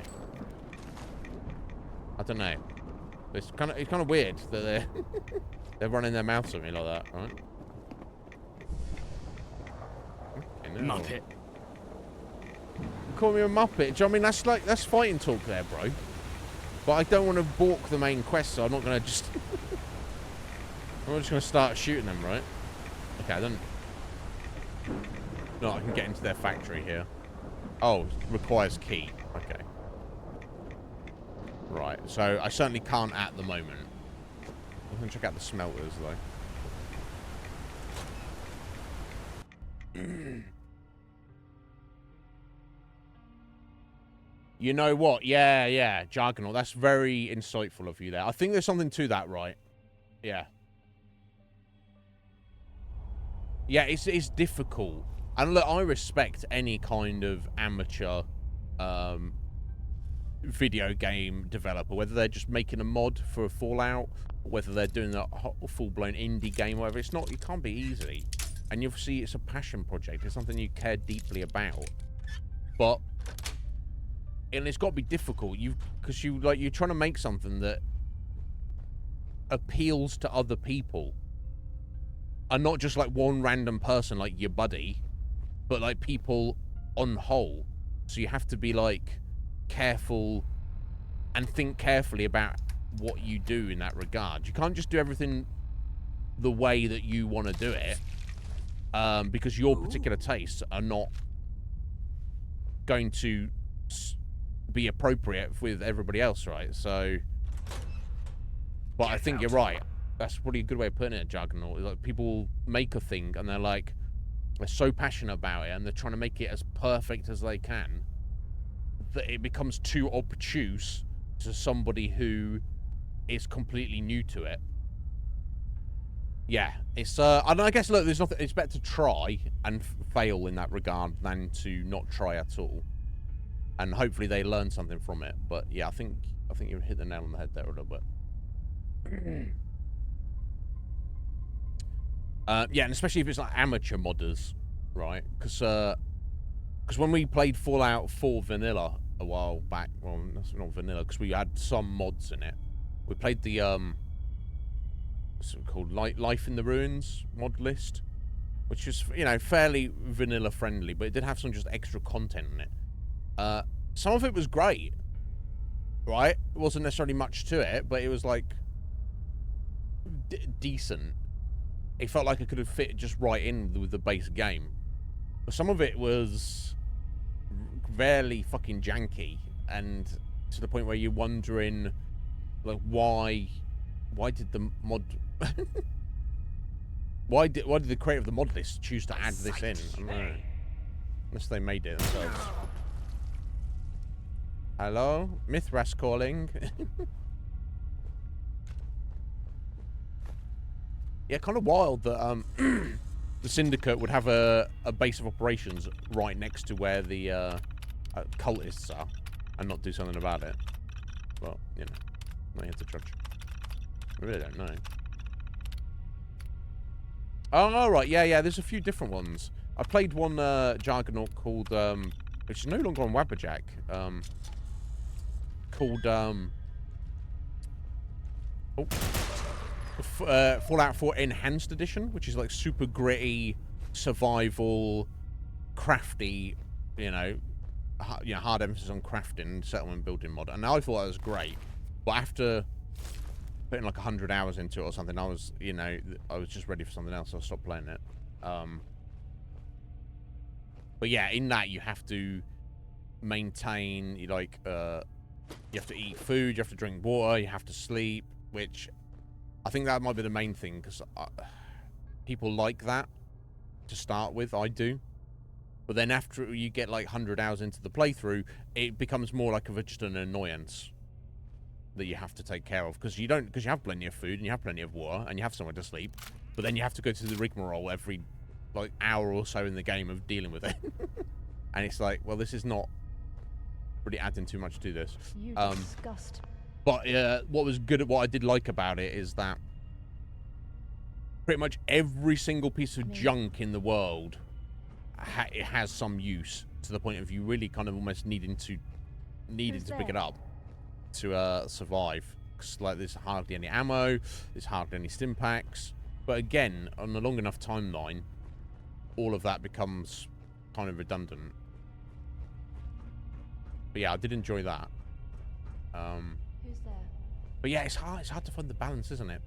I don't know if you, Junkin, you're into Elder Scrolls as well, or if you just specifically into Fallout. Oh, hello. What? Someone killed our pet dogs. I've played a lot of I haven't played in a little while, a lot of a Skyrim mod list called Lost Legacy, which is supposed to be like it got like so much in it, it's insane. But it's supposed to be like fairly well balanced, and it is for the most part. But it's got so much. What is good about it is it's like for so many different mods, the guy has done a great job of like making it very cohesive. It's not really got any bugs that I could find necessarily, or any issues overall. The problem is that some of the extra content, and obviously most of the extra content, he's not responsible for it. He's just collated it together. Some of it is incredible. You're like, oh my god, this is like an amazing quest line or story or a feature in the game or whatever it may be. But some of it is incredibly janky, and it's like again, everyone's got a different taste of what they feel is appropriate. Sometimes less is more. I feel that mod list would be better if I appreciate putting as much content in as possible, but there should be like a certain low level bar of what you feel is appropriate, and I feel my bar is slightly higher than this guy who's collated the list. There's a couple of things that are quite expansive. There's like whole factions and quest lines that with dozens of quests long, and also custom monsters and custom leveling systems and all sorts of things that on the face value seem great, but when you actually get into it, you're like, this is rough. That's all I want in these games. I want that level of polish, whether it's Bethesda themselves or modders adding things together, or mod listers putting other people's mods into a cohesive list. I just want a level of polish, and it's just, I don't know, neither in Fallout nor Skyrim have I yet to see an actual complete list where I'm like, oh my god, this is perfect. Maybe there's one out there. Maybe I'll find something that suits me.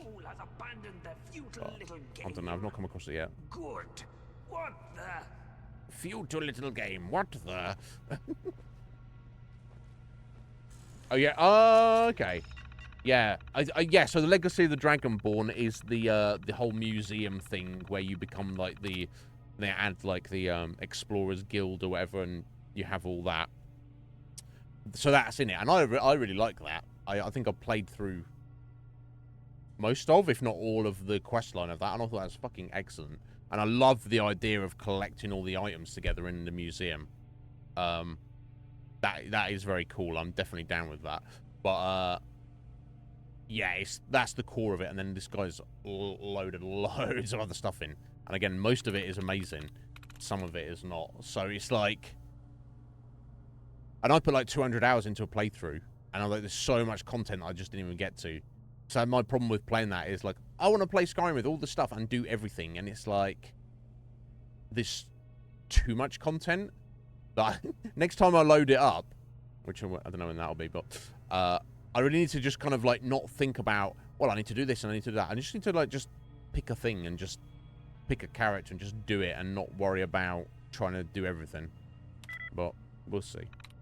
It's not sounded. It's not sounded. Could be costing. Oh, close. Ceiling. Nice. I don't think there's going to be anything on this video that's important.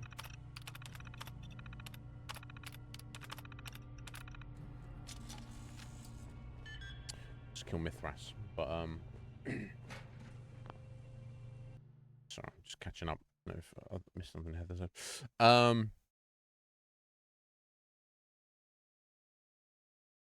Oh, what, Heather? That's cool. I mean, that's cool that you can do that in the game, but you wanted to watch a guy play the game, and he instead just ran around yeeting Vatican priests with a shovel. Okay, that must have been disappointing for you.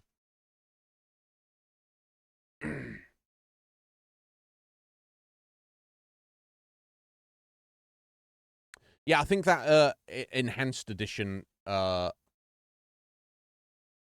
Fallout 4 mod list I was referring to, which I can't find on Wabberjack anymore for some reason. I don't know if it got decommissioned or whatever.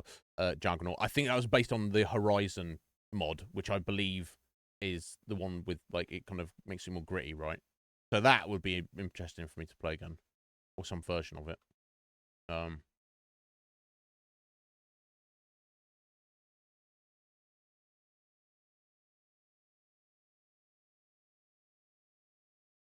Oh, okay. All right, so this is a mod list where you're it's like more like you've got to do camping and stuff. It's more survivally. But you sit in camp. You have to sit in camp and rest to level up.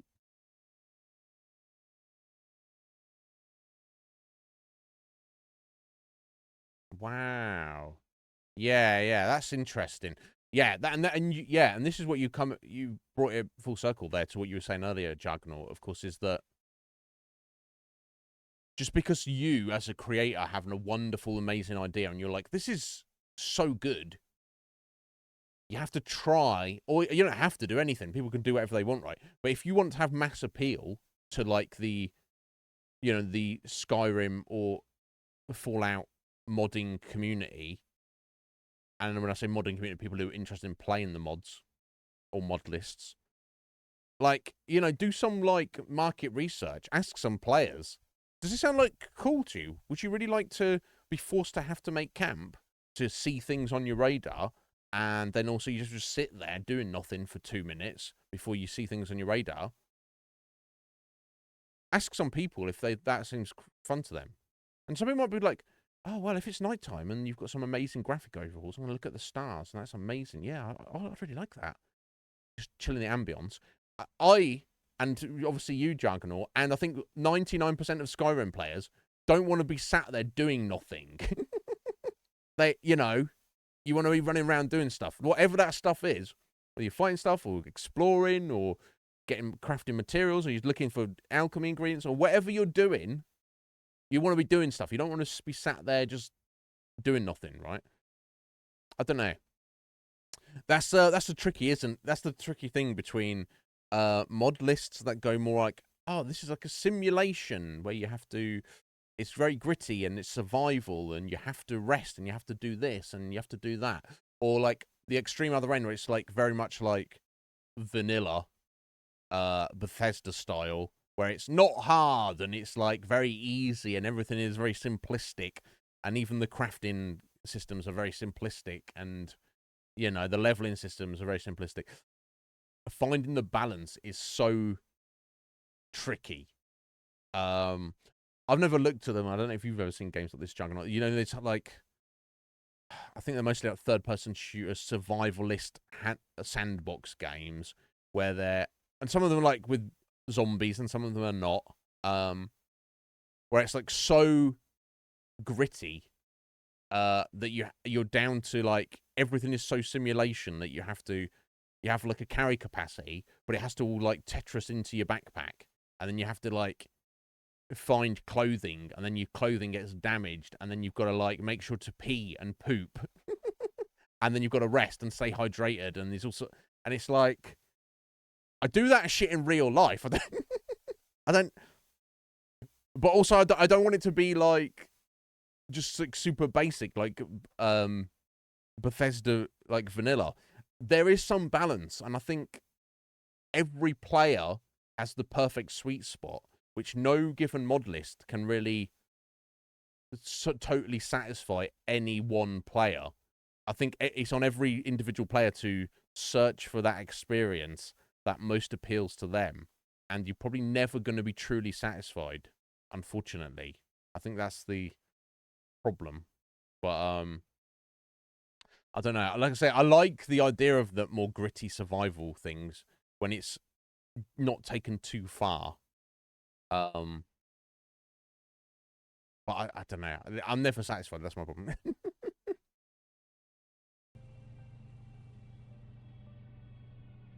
But yeah, I do kind of like the idea of Skyrim, where you don't be the hero that's trying to save.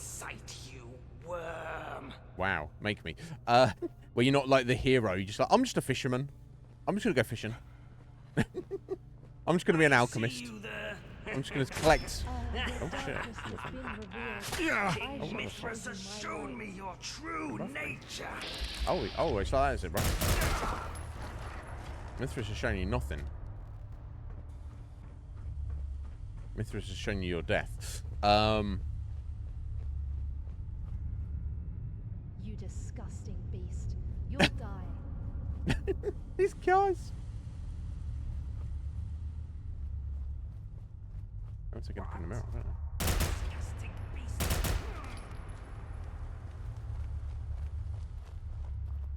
I? Okay, I probably don't want to fall in that.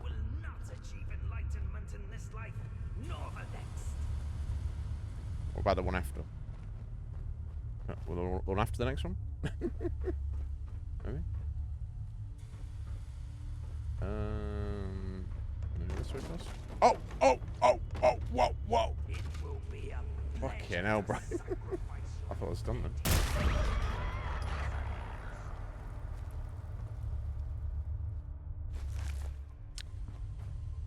Yeah, I do love these games, but we've yet to experience the perfect version of what they can be. I've got high hopes for to see what they can do with Fallout 5 and Elder Scrolls 6, but I also don't want to assume that they, you know, I want to try and pull back any, you know, any hopes I have. Like if they completely fuck it up, and all they do, or no, they don't fuck it up, but even if it's just like more of the same, and it's like nothing impressive, that'll also be kind of disappointing. I don't know. I could see it going either way. I can't see them smashing it out of the park. Right. But I can see them doing a good job, but I can also see them doing a godforsaken job as well. We'll have to wait and see. The disgusting did you play Juggernaut? Did you play Starfield at all?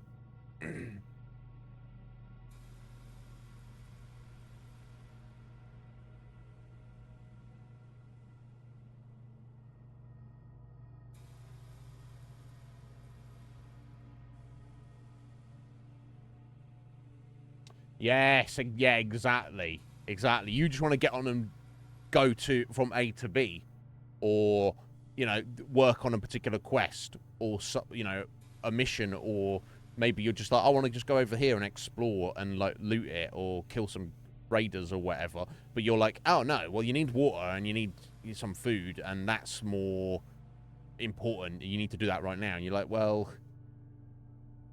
that in a way is actually stopping me from doing the thing that I actually want to do, right? Even if it's more realistic and more gritty.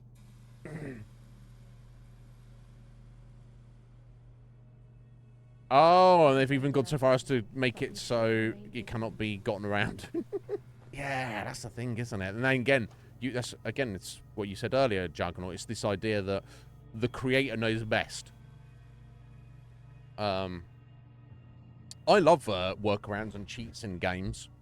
And I hate people who complain about the purity of the game like they know best. Video games are there to be fun. And the more that they can be changed and modded in different ways, the better. So a modder who makes a list or an overhaul mod and then disables certain features so you're being forced to play it seems like a weird thing. What I would love to see, because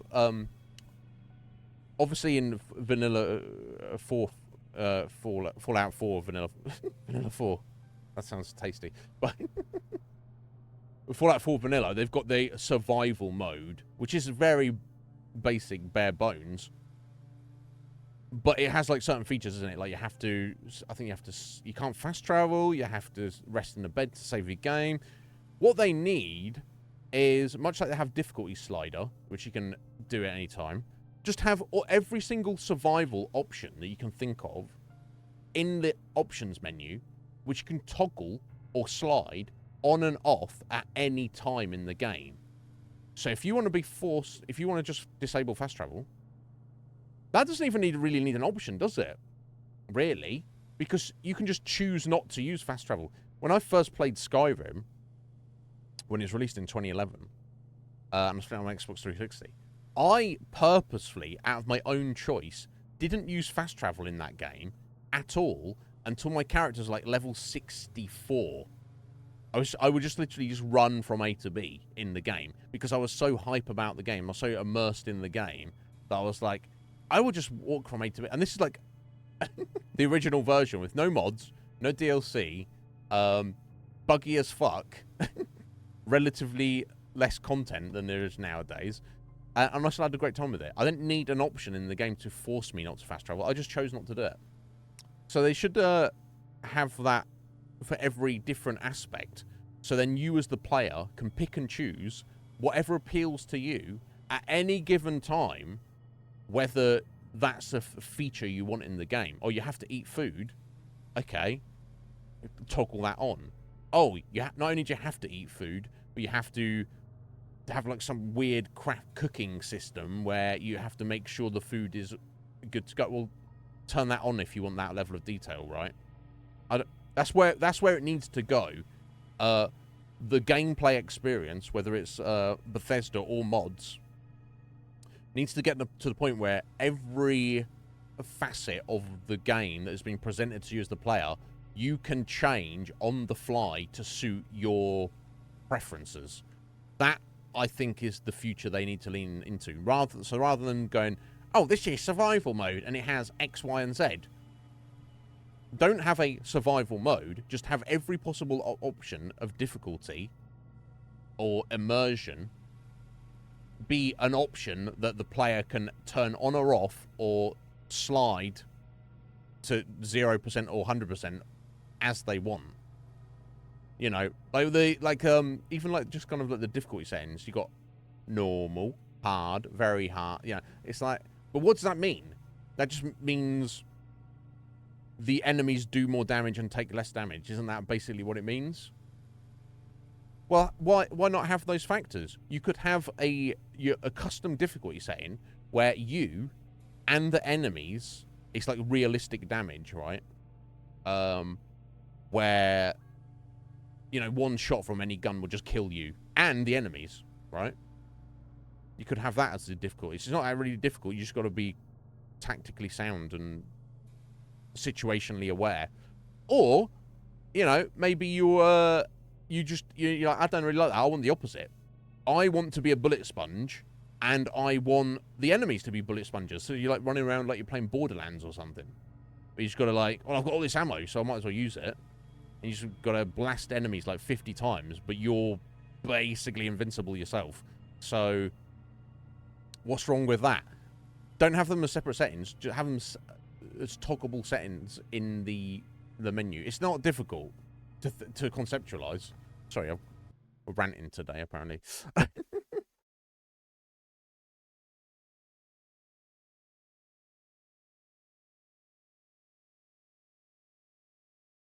Right, yeah, Juggernaut. Yeah, I'm inclined to agree, right? What are you saying about Preston there? Yeah. For some people, that would be fun. So here's the thing. Do I think that would be fun? To spend your first 20 hours of your playthrough doing not really anything in the game, running around trying to scavenge food and water? Yes. In a game that's not Fallout 4, right? If we can get a game in the future that's so very well made and so very immersive, I could see that situation being fun. But in the basic engine of Fallout 4, that's not too much fun to me, but each their own, right? Right, you saw some of Starfield Juggernaut and you just like, no. Yeah, I wasn't really too enthused by the idea of it, and there's nothing I've heard or seen since it was released that makes me want to play it.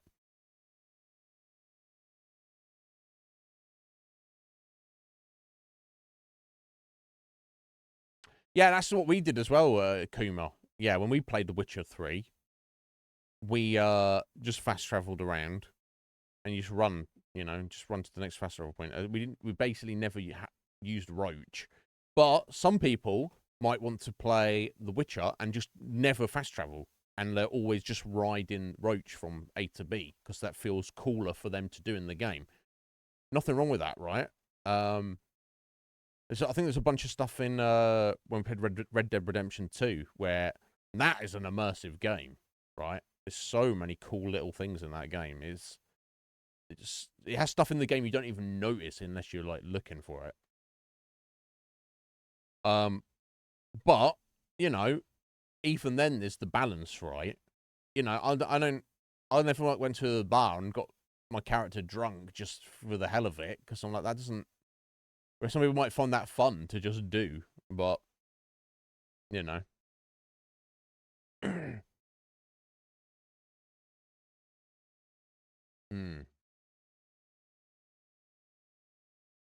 Yeah, that's what I don't understand about the mod. So that, here's my mod, and in the mod I've also disabled the ability for you, the player, to not engage with the systems I've had put in a mod. So you're really saying like, this is the way it's supposed to be, and don't play my mod unless you want. Well, if I was the mod creator, I'd be like, here's my mod and here's my vision.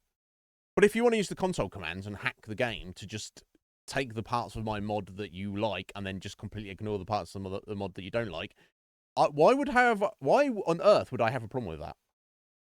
In fact, that reminds me, that makes me think of something, Juggernaut. I've been thinking about a lot recently. So I play a lot of Final Fantasy XI. I don't know how much you know about that, but I play on a private server that's customized to be like of a certain era in that game. It's nothing like the retail version that is still active and played by people in 2024. And for me and other people, that's appropriate because that reminds them of a time back in the early noughties of when they were playing it, and that's the vibe they get. Now, on this server, it's got a couple of thousand people who play. In Final Fantasy 11, you much like 14 if you're familiar with it, I don't know, but you have all the different jobs, and the idea is, unlike say World of Warcraft, where you make a character and you pick your class or your job, and then that's what that character is and never changes.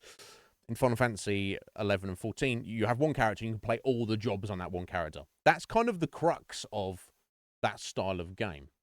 But one thing that's different in 11 over 14 is that you all your gear you get, you keep, and if you don't, for the most part, you do get items you can't trade or sell, and you probably just have to keep those if you want to keep them.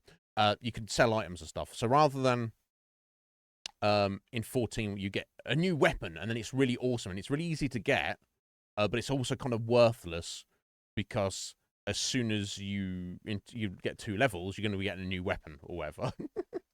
In 11, everything's like really important, and you'll get an item, and you'll use that item forever. So it's harder to get things, but when you do get something, it's more generally worthwhile. Now, what's pretty well understood is the idea of swapping gear sets. So, because different gear does different things. Say when you're in combat, you might have one particular piece of gear that you're wearing that's good for one situation, and then you'll like, for example, if you're just in melee combat, you'll have things that will boost your haste, how quickly you attack, and how quickly you gain TP to do weapon skills. But when you actually do your weapon skill, you don't really need that gear because you've already you've got your points to do your weapon skill.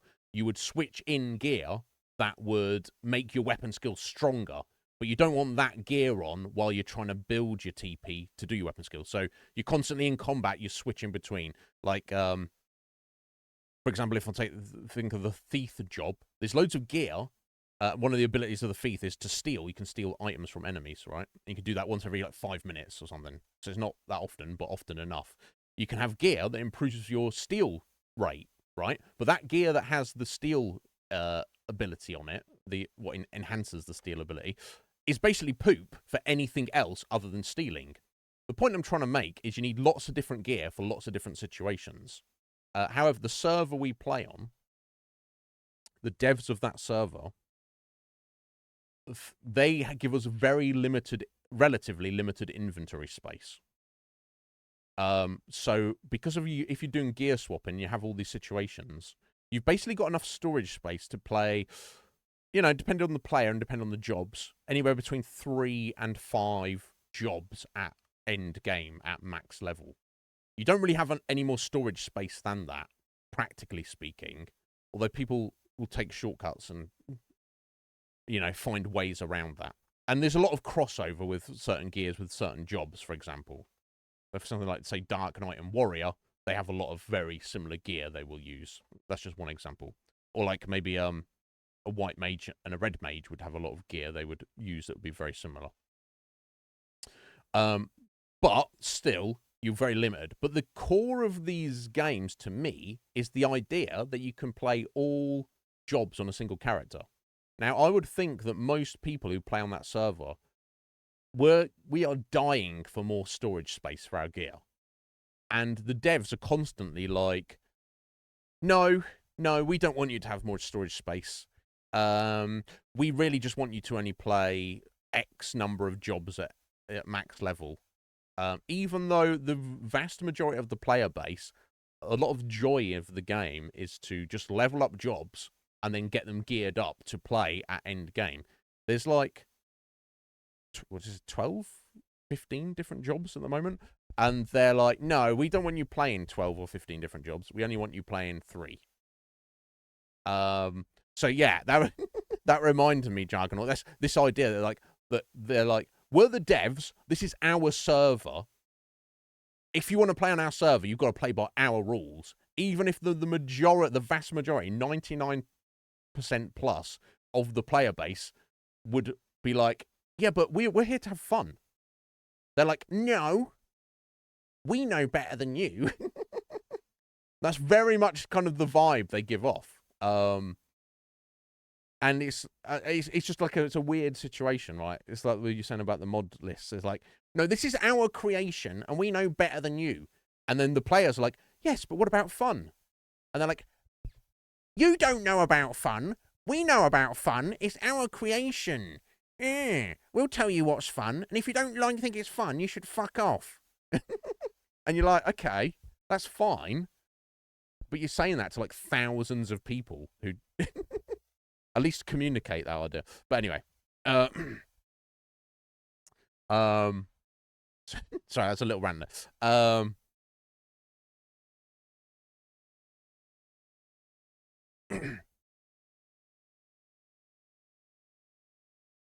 Right, so that would not be fun for you, Juggernaut. Yeah. If everything was randomized, you're like, okay, I'll just randomly walk out into the world. But if you're like, well, I have worked out, I need to do X, Y, and Z, and I've worked out the best way to do that is every day in the game, I need to go up this hill here to the west, 500 feet, and then there'll be a guy in this shack and with his pet dog, and if I kill them, I know that he'll always have this bottle of water and these 5 bullets and this, I could take the meat from his dog, and therefore that's the best thing. Yeah, that's that. Then you're suddenly not having a good time of it for sure. But yeah, you make macros and stuff. In fact, there's you actually can do scripting in a file with like an add-on that basically, once you've set it up, Akuma, it does it automatically, which is pretty fucking handy. And I've only relatively recently figured out how to do that. But yeah, like for example, I've got 4 jobs that I have reasonably geared, although there's still room for improvement, like rare drops and stuff, that I can play at end game. So my group can go, oh, Iznib, we need you to jump on this job. And I can go, okay, cool, I'll go do that. But there's other jobs that I want to play. And I can level them, because I can get the gear I need to level them up. And just have it like in my inventory or whatever. But then I'd even need to like then sell that gear or stash that gear on an extra character. But there's no way I can like really effectively play that. Now, here's the funny thing. There's going to be an expansion coming out at some point when they release that. It could be years away. I don't know. Could be like in 6 months. I really don't know. But that expansion adds 3 new jobs to the game. And those 3 jobs, all of them are awesome. And everybody loves them. And everybody's going to want to go and play them. It's like, something has to give at some point, right? Because, you could get into a situation where you've leveled up all the jobs, but you just have to pick and choose which ones you actually play. And that's the thing, I'm against that. I think the joy of that game is you doing that to then have the flexibility and the freedom to be able to, on a dime, just go, oh yeah, I'll just go change that job. Yeah, I've got all my gear ready. It's all ready to go. I know all my macros are made. I know what to do. Let's go. But for whatever reason, and there hasn't really been fully explained to us as the player base why they feel that's important. They're just like, no, this is the way it is. You get limited inventory space, limited storage space. And we're all like, it'd be more fun though if there was more storage space. And they're like, no, it wouldn't. And we're like, yeah, no, yeah, it wouldn't. It would be a lot more fun. And they're like, shut up. You're lucky to be here. And it's like, oh, okay. They're not obviously that brusque with it. They're not that obvious with, that. But that's the tone and the vibe they give off. You're like, oh, okay. Weird. That's that's the thing, Akuma. When you're playing Final Fantasy 11 and you're just like leveling up, it doesn't really matter. But when you run an end game, that's kind of the point of the game. You're always like doing stuff and finding stuff to get slightly better gear that will make you slightly more effective at doing your job. That's what and I guess that's all MMOs, isn't it? At end game, but so min-maxers who are like elitist. Yeah, I'm not down with them. But I'm also not down with, like, lazy people who are just want to get carried through stuff, who just like, oh, I'll just wear shit gear, and that'll be fine. I'll just be shit, and everyone else can carry me through it. No, it's like, I'm not down with that either. Yeah, I mean, I don't know. The problem with it, Akuma, is there's just so many people on there now. And this is the second private server of Final Fantasy 11 I've played on in the past couple of years, and I spent like about 9 or 10 months on the previous one, and that was my first one, which Legion Cage told me about private servers. And obviously I played it retail back in the day, but I've invested, it's going to be like nearly 2 years, it's close to 2 years that I've invested the vast majority of my non-streaming gaming time into that server, and I've got some good friends on there who are really cool people. I'm in a good group. I could not bring myself, I feel, honestly, to ever start a new character in Final Fantasy 11 ever again. There's just such an incredible grind and time investment. I love it, and I'm still very dedicated to what I'm doing. But like, if that server died, and like my friends were like, "Oh, let's go and start again on new," I don't know. No, I'm gonna be dead soon, so let me not do that. Anyway, that's my rant about that. Let's play the game for a minute. If they all jumped, well, in that case, I would just be playing on my own, basically. So here's my theory though, Akuma. The longer time goes on, when they release this expansion, which will have these 3 new jobs, when they the player base inevitably wanes over time anyway as people lose interest and want to do other stuff. I am hoping that they as a group or one of the devs, DJF89. How you doing there? Of course you can. Welcome in. Thank you for the follow. Are you playing Fallout London yourself? Are you a fan of it? As no. Sorry, to finish my thought there. I'm hoping, Akuma, beyond hope, that eventually, whether it's a year from now, whether it's 2 years from now, whether it's 5 years from now, they kind of like backtrack on that and they go, you know, the server's, you know, past its midlife, the player base has dwindled, and they just go, fuck it, let's just give them what they want. That's what I'm hoping. So I'm stacking. There are other storage options, but I'm stacking like gear and leveling jobs with the hope that eventually that will come to pass. Am I being naive though? I don't know. We shall see. I will come to you. Oh yeah? I don't think Mithras wants you though, buddy. I think Mithras is like super unimpressed with you. Oh, how did that doggo not attack me? Submit to my shall ascend. Or maybe you'll descend. Anything about that? Anyway. Oh, iron ore. Random. Not that random, I guess. Oh. And once you are awake, you shall remain awake eternally. Imagine saying that without a head. Same.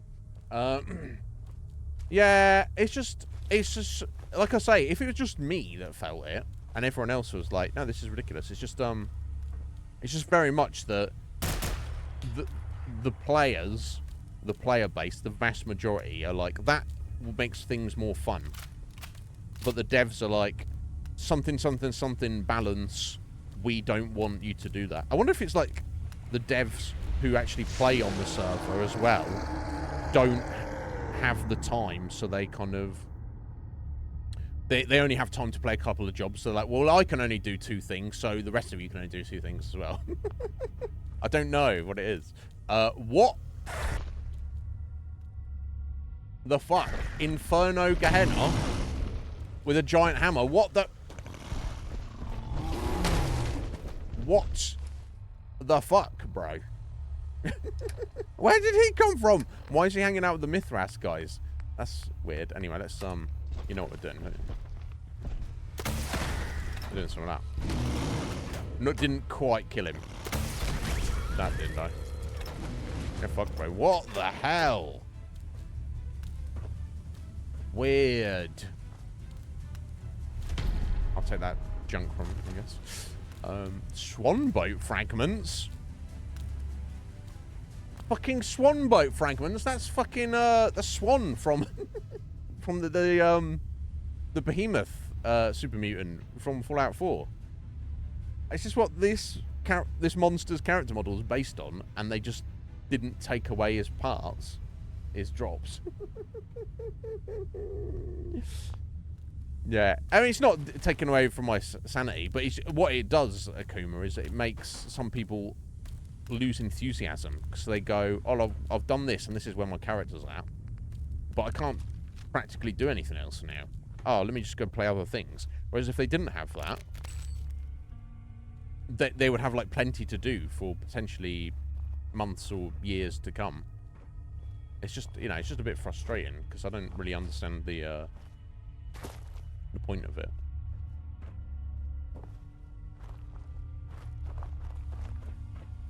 I know, we'll see. Yeah, that was interesting. I don't know why I had swan parts, but that's a little bit of an oversight. Harbinger of immolation, brothers and sisters. A pivotal moment in our sacred journey. Unseen benefactors. I've unearthed a hidden method to manifest a Gehenna monster. How force of destruction of world server encoded. Okay. I thought I assumed the Gehennas were related to Angel, but oh, what the fuck?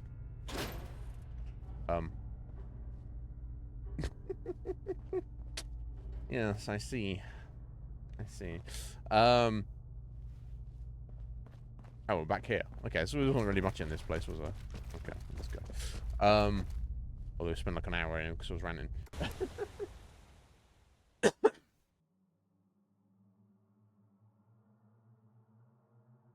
Yeah, I don't know. Okay, just like if I had my own private Final Fantasy 11 server and I was in charge of it, I would just give everybody maximum storage space from level 1. I just have it. Just have it. I just wouldn't care. I just feel like it's more fun to have more items. I don't know if that has like more like server load. I wonder if that's something to do with it. Like maybe they would need to like pay for Jesus Christ, this radstorm, bro. They would need to pay for like more server bandwidth or something, and they don't want to do that. I don't know. Like whoever's like hosting it, I don't know how it works. Oh.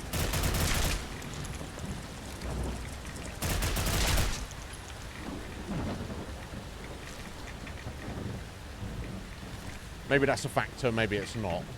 But regardless. Apparently, you know the big Fortnite streamer Ninja? He's the guy who created the server initially. I not created it as a dev point of view, but apparently he like paid for it. But I don't know if he's actually still gives a fuck about it or plays on there or what. So it could be that he is like technically no longer involved in the project because they're super like hush hush about it. It's like it was never like he was officially involved, but it was like one of those like open secrets that everybody knows. You know what I mean? So I oh, big rat. So I wonder if like he lost interest and he was the one who was actually paying for it, and they're like, oh well, we can't shut it down, but nobody wants to pay for it.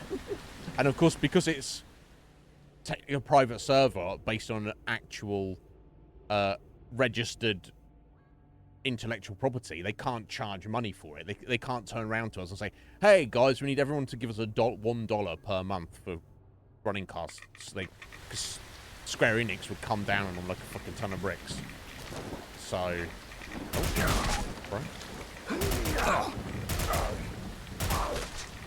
oh, I don't know if it's just random that there's radstorms going on here, or whether it's because we're getting near the crater.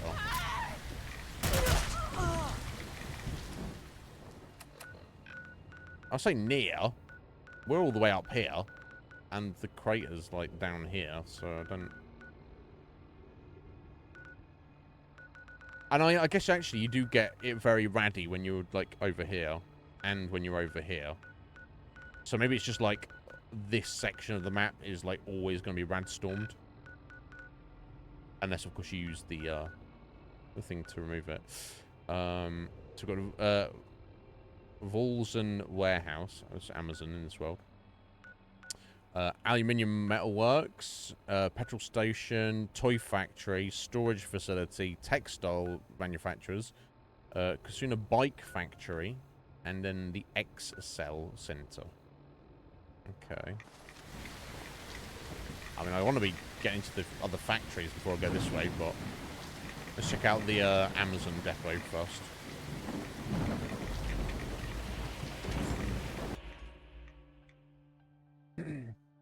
I mean, I don't know. I mean, they certainly don't advertise it if they do. But again, I don't think they're allowed to. I think it's kind of risky to ask for donations for something that they I don't know. That's what the way it's been explained to me anyway. I don't know if it... But like I said, I don't even know... The impression I get that's not even the factor. The factor is that devs have decided how the server should be, which is, you know, the opposite of what 99% of the player base wants. And, well, shut up is our server.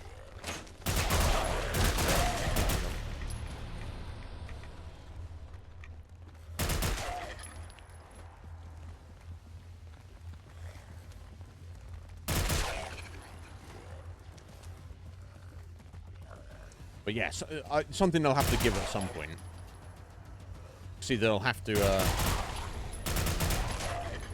acquiesce, or they'll eventually lose players. Oh, what the fuck is going on with this guy? I don't know, but I guess we'll put him out of his misery. A freezing combat shotgun. That could be fun.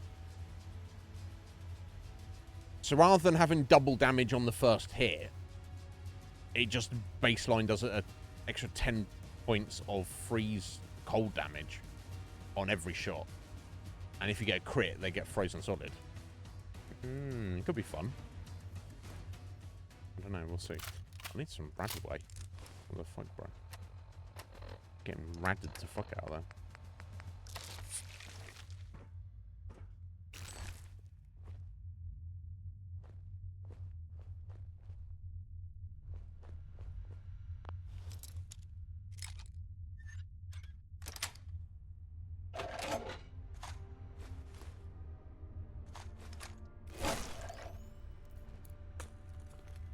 Let's pick through this mess. Oh, they all came running, didn't they?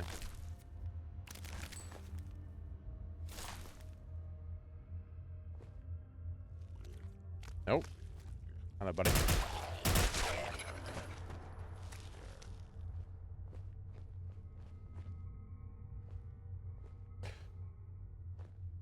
There's a lot of protein powder around it. Oh, nickel colors. I'll take that.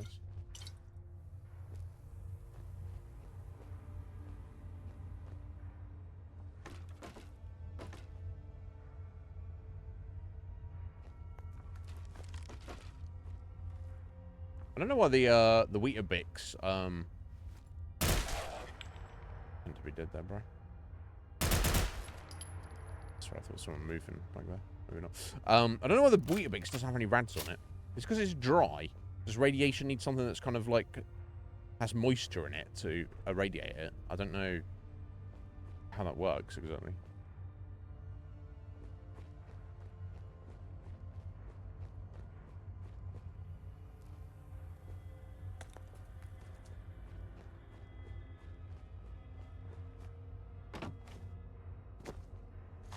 Oh, okay, that seems to be everything in here, doesn't it? Apart from a couple of fusion cores just hanging around. Oh, I wish there was power armor in this. Not that I necessarily want or need power armor, but... Just... Why have we, I don't know. This should be cool. Right. Okay, that seems to be all of that.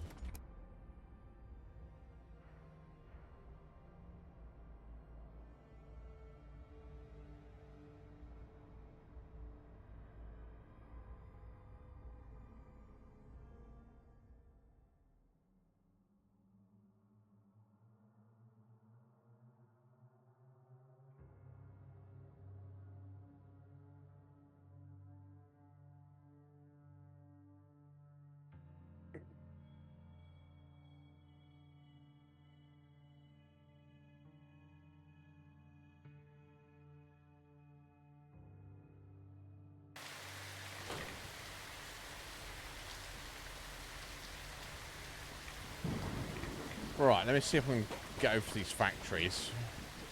That's where I'll try to head up this way. I haven't seen a way around that way.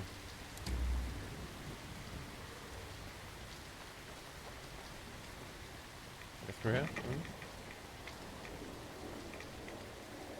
Aha, there we go.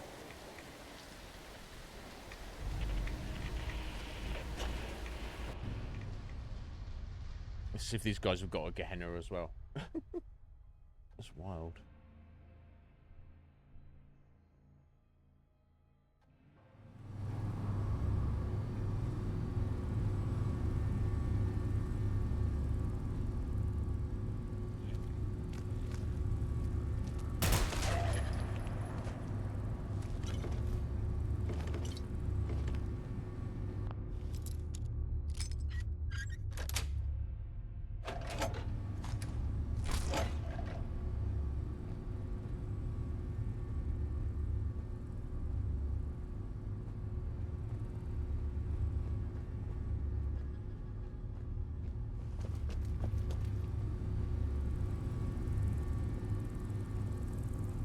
Radroaches or stingwings buzzing around.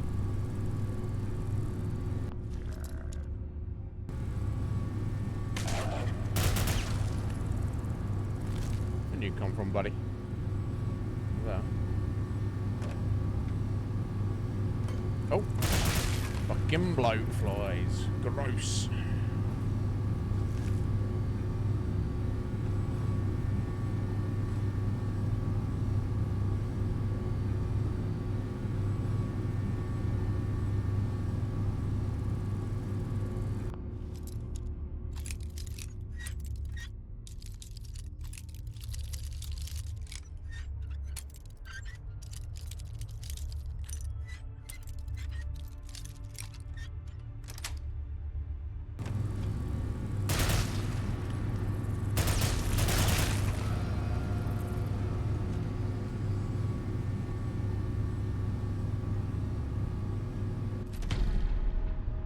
VATS enhanced service revolver improves VATS hit chance 24% less action points. That's pretty cool. Except I've already got Mountbatten's Webley, which is actually just stat-wise about, which I rarely use. I've never felt the need to use it. God, look at all that aluminium ore. Okay, I guess I'll take it because it's rare. I mean, aluminium's not rare, just in its ore form it is, I guess. I think it's that heavy, isn't it?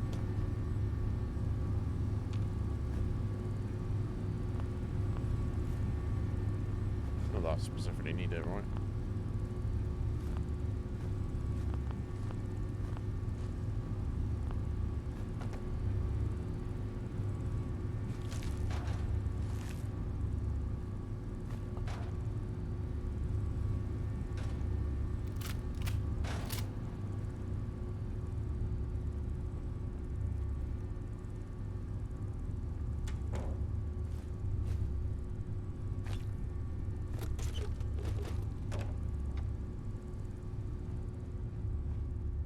To the basement first.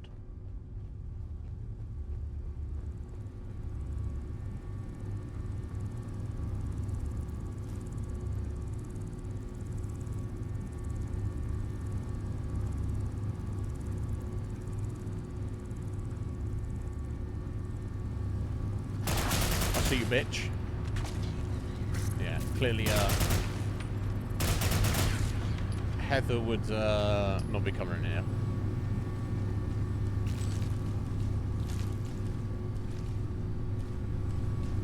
She hates these things, and I can't say I blame her. Super great. So things like this, the bloatfly mother, that's like a massive cool thing to add to the game, which is amazing. We're turning aluminium into gold bars. We're like the modern day alchemists. How on earth are you doing that? Yeah, right. And next we'll be turning steel into diamonds, I suppose. That toff wearing the creepy overcoat and hat under the top secret file to the foreman. I heard they're going to call this project Operation Fool's Gold. Pretty fitting if you ask me. At least we're not mining for it, right? No dark caves, no pickaxes. Just some paint and a whole lot of aluminium. I can see it now. Oh. These golden bars were meticulously crafted by the finest. Sorry, they're going to smelt ingots of aluminium and then paint them with gold-coloured paint and just be like, yeah, it's a gold bar. As if people are not going to notice. Surely gold's heavier than aluminium, right? Guaranteed to turn into real gold in the next 1,000 years. Are your money back? Guaranteed to turn into gold in the next 1,000 years or your money back. Fucking idiots. You know what they say, guys? When life gives you aluminium, make gold bars. No, nobody says that, you fucking idiot. Oh, okay, it's kind of heavy, I guess, apparently.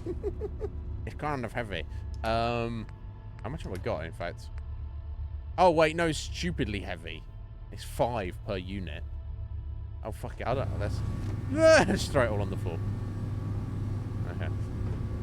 I don't need to go. We've got plenty at home, I'm sure. I didn't realise it was that heavy. Never mind. I don't really need it. What are these levers for, then?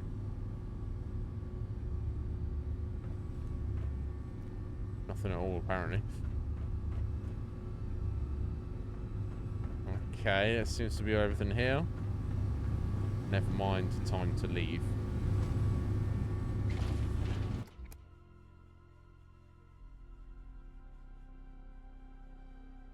Yeah, post-apocalyptic crypto escape.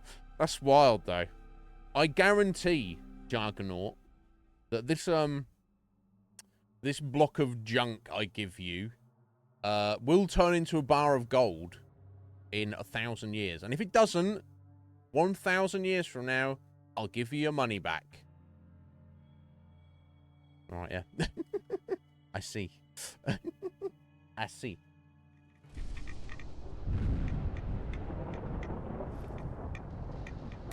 I'm proud of you, Heather. I know you don't like those bugs. They're fucking gross.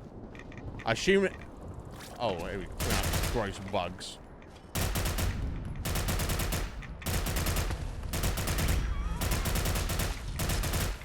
Seems like the best weapon for them, doesn't it?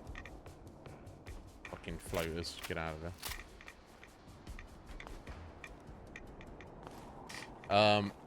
I assume this is like a real life thing. You're not a fan of bugs in real life, Heather.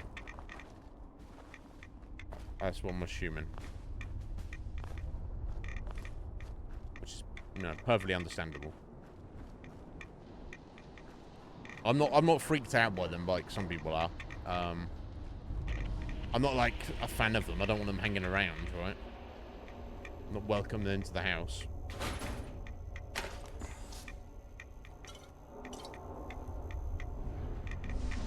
Cannot go that way, but I can.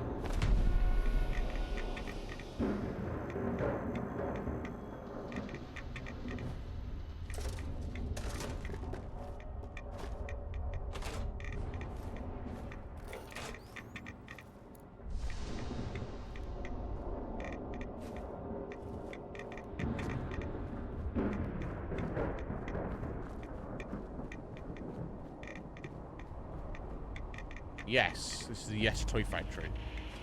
Down this door here.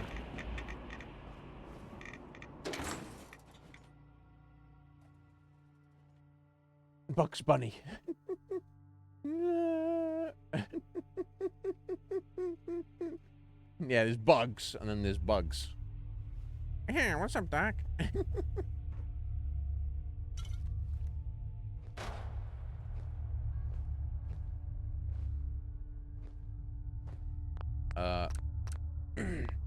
Yeah, bunnies. Bugs Bunny's a cool guy. He's a bit of a wild man. A wild rabbit, as guess maybe.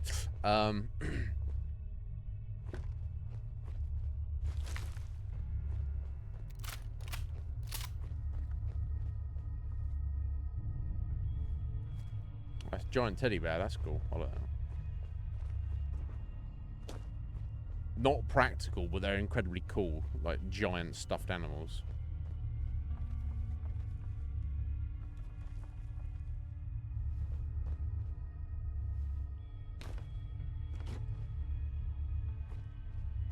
Okay, that's not, there's too much in here.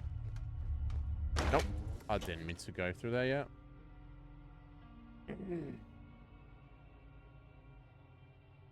yet. Yes, absolutely. Have you tried it, Juggernaut? You get it in Finland? Yeah, it's fairly niche. I wonder if there's like kind of a like in the States if there's like an American equivalent, because Iron Brewer does definitely have a distinct taste. Some people are not fond of it, and other people love it. I really like it personally. It's not like the best of all drinks. I'd rather have I'd choose Tizer over Iron Brew, but yeah, I do like Tizer. I mean, I do like Iron Brew.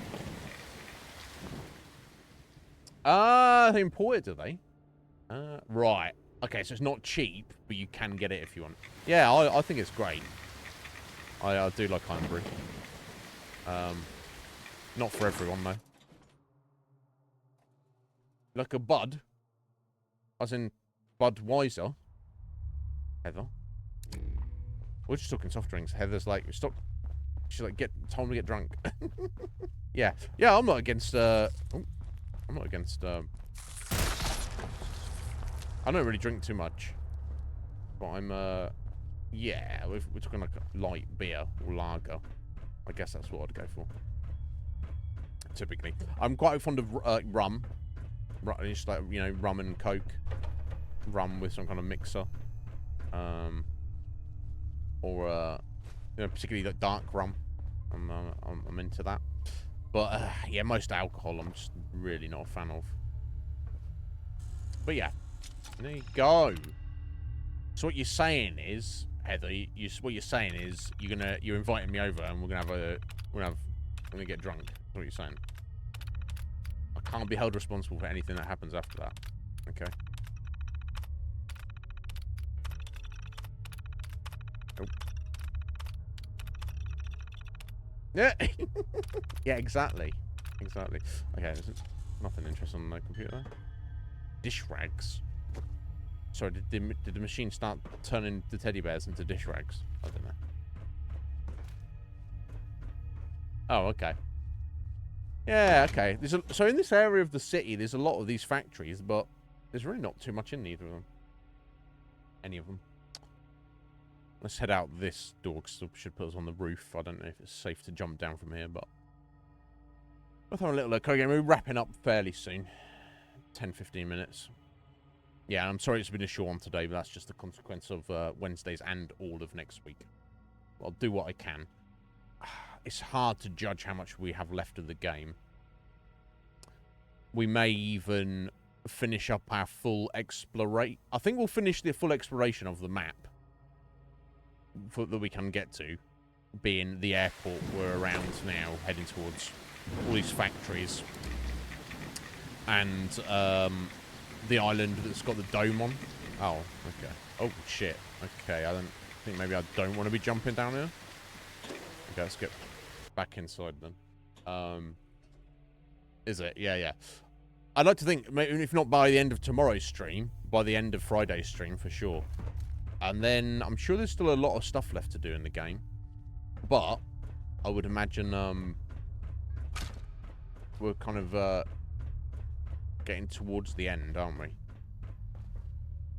So I can't say we're Dragon King Slice. Chopping me up, Heather. Thank you. I can't say we're gonna have completed this by Christmas, but I should think if we're still going in by the time January rolls around, I'll be kind of surprised. Oh yeah, it's only the 11th at the moment, isn't it? Yeah, I'd be shocked. I should think we'd... Heather. Thank you. Dragon King Slice. I appreciate that, my dear. You don't need to do that. Oh! Suddenly got very tunnel coffee around here. Did you trigger finger? Use that on me anytime you like, ever. Sorry, I've been inappropriate. Yeah, where'd the tunnel cough come from? It wasn't here a minute ago. I wonder... Go this way, I bet I can. It's interesting that the I wonder if the tunnel cough is somehow related to rad storms. Like they can cause each other. I don't know if there's anything to that. Maybe, maybe not. Oh.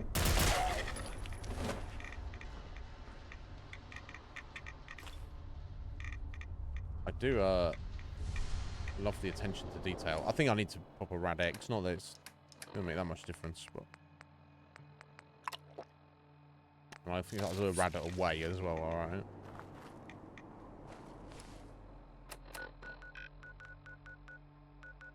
Okay, so it's a storage facility just ahead of us here. I don't think too much of that door texture, I'll be honest, but...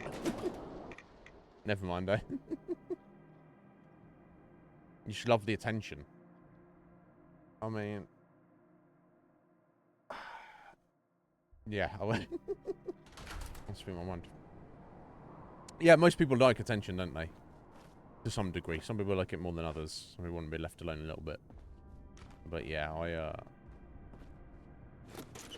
I think being when you as a streamer, if you attempt to be a streamer, you have to at least not mind people paying attention to you. I think maybe some of the best streamers are the ones who specifically crave it. It makes it like more natural, I guess. Okay, let me take your dirty water.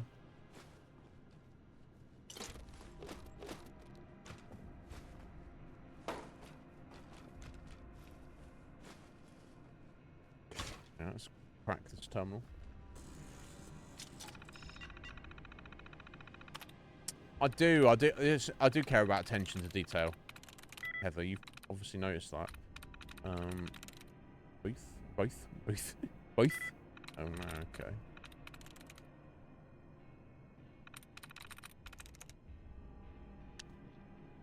Could be pile, can't be pit, it's gotta be pile.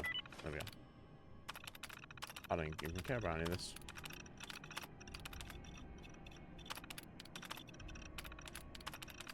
I'm just gonna cook it in case it gives me some kind of marker. I think they've been far and few between in this game.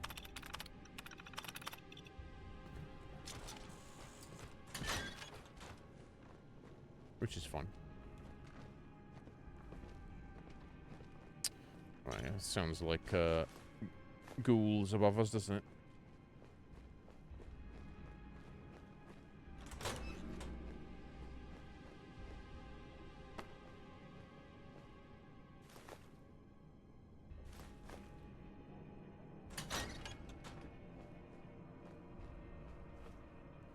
Bandage scissors. I did not mean to be this.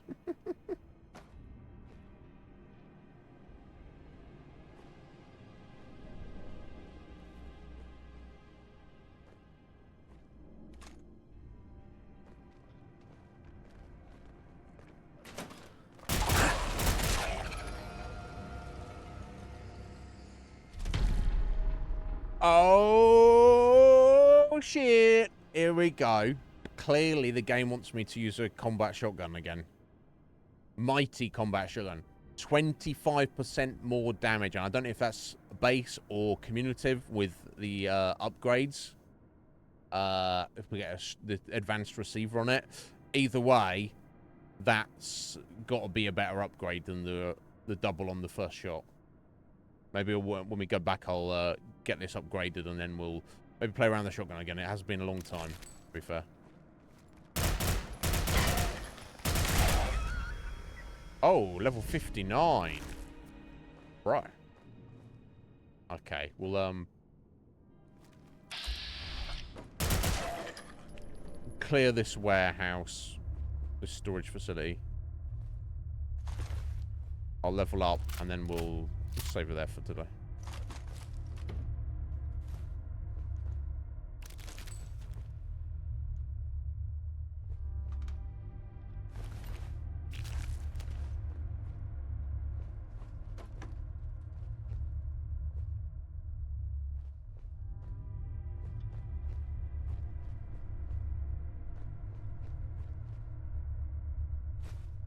I thought that was wee a big sale. I didn't mean to pick up the... Yeah, another cute foodie. I didn't mean to pick up bangers and mash.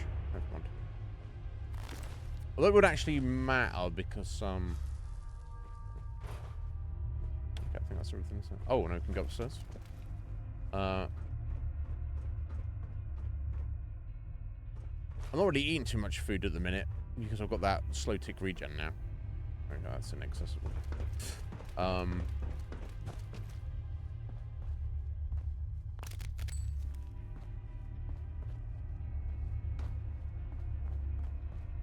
But you can even get the perk where you don't take rads from food. Oh, hello. Hello. Hello. But yeah, at this point, I'm not eating that much food, really. So it's not an issue. Plus, I've got so much meat that it hardly feels like it's that important.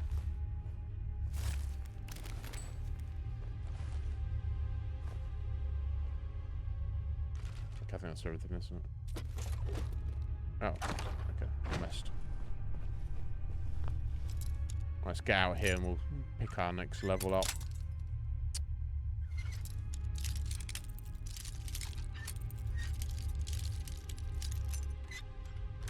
Nice. 59. Not bad, right?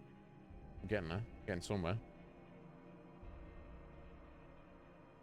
Oh, clipboards to take get the spring. I think I still have a lot of springs. I imagine. Cause what else you get springs in? You get springs in telephones.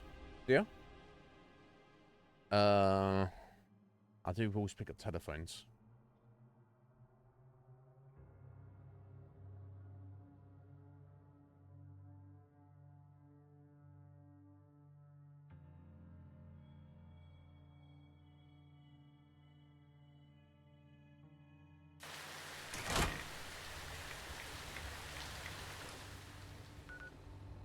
Textile factory and bike factory. I don't know if there's I can get across that bit of land there. Strato Fortress. It's a crashed plane, maybe? New Pindar ammo manufacturing plant. Well, that's going to be interesting. So it looks like we should be able to get to the dome from hopefully this direction. Caledonia. That's a wrecked ship that we've got a quest for as well. Greenwich Flotilla. Interesting.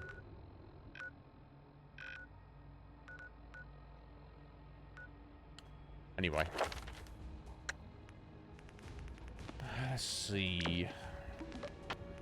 Get a point of rad resist, I guess. That was a long haul. Or maybe just some more carry capacity. I was thinking about the solar powered as well, wasn't I?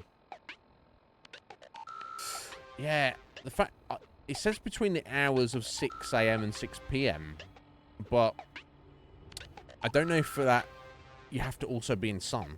It doesn't say you do.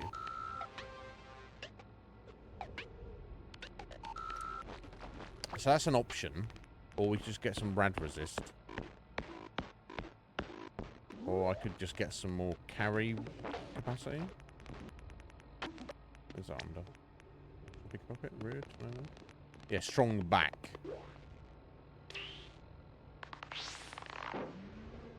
I need a bit more strength for that. I need another point in strength. Oh shit! But if I got, although that's not permanent, is it? The solar-powered strength. It's just half the time, so I assume that wouldn't be enough. Yeah, because the prerequisites to getting more perks, if you need special points, is the base level, which you can see along the top there. You can't see my luck. It's my face over that. Well, our luck is 6, if anyone's curious.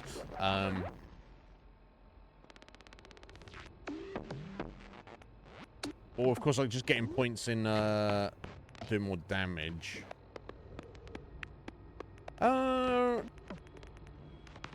I think I will go for this solar powered because I like the idea of getting it is only in sunlight, but getting regen and removing rad damage. I do like the idea of that. Yeah, we'll get to the first level of it. There we go. And look, we can actually test this, and we can't at the moment because it's. Oh no, it's 6 AM right now.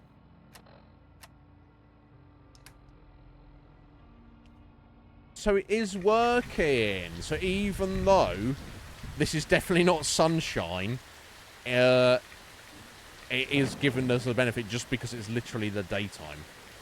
That's pretty cool. That's made it even more worthwhile then. Okay, let's get rid of a few of these save files.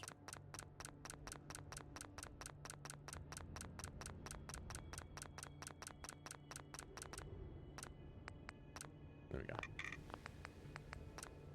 Yeah, plus 2 points of endurance and 2 points of strength is not to be sniffed at. Yeah, Jargonaut. Yeah, that weather is what we consider to be sunny. Now, what's the weather like today, Iznib? Oh, it's a nice sunny day. Rad storm. That's what it's going to be like before too long. But anyway, guys, we'll put this here for a second. Yeah, there we go. Short Wednesday stream. Better than no stream. We did get a little bit done. We did the Tommy's quest, and then we've made a little bit of progress moving along in the direction of the airport. So when we come back tomorrow, it'll be I don't know what time I'll be here, but it will definitely be a longer stream. We're definitely starting a little bit earlier than we did today. And we'll aim to explore all of the airport area. And even move down to the dome area. That'd be cool. It'd be cool if we can do that. I can't guarantee we'll do that because it depends how much exploration is involved in each of these locations. If those factories we've just done, those past 4 locations we've just done, there's not really much to them, is there? We do have a whole airport to look at. We have got to kill a specific feral ghoul around who is the ex-wife of John Marsh for a quest. We also, some random gentry guy in a pub in Westminster asked us to look at that shipwreck, the Caledonia. So we do have 2 quests here as well as we're passing through. But we'll see. We'll play by it. Hey, look, yeah, you had a good time, Juggernaut. Yeah, we did. I did rant for a bit, didn't I? It is what it is, right? That's what it is to be human, isn't it? That balance between you never aim for perfection, but never ever achieving it. Yeah, well, I'm hungry as fuck. I don't know what I'm gonna have yet. I think I'll beans on toast. I might have I can make a tuna sandwich. I don't know. We'll see. Had a banana. Yep. I don't want to say anything. Heather, she's got girthy, extra long cucumbers. She's noshing on a banana. I don't know if there's some running theme going on here. I'll leave you with that thought. Have a good evening, everybody. I'll see you tomorrow. Take care.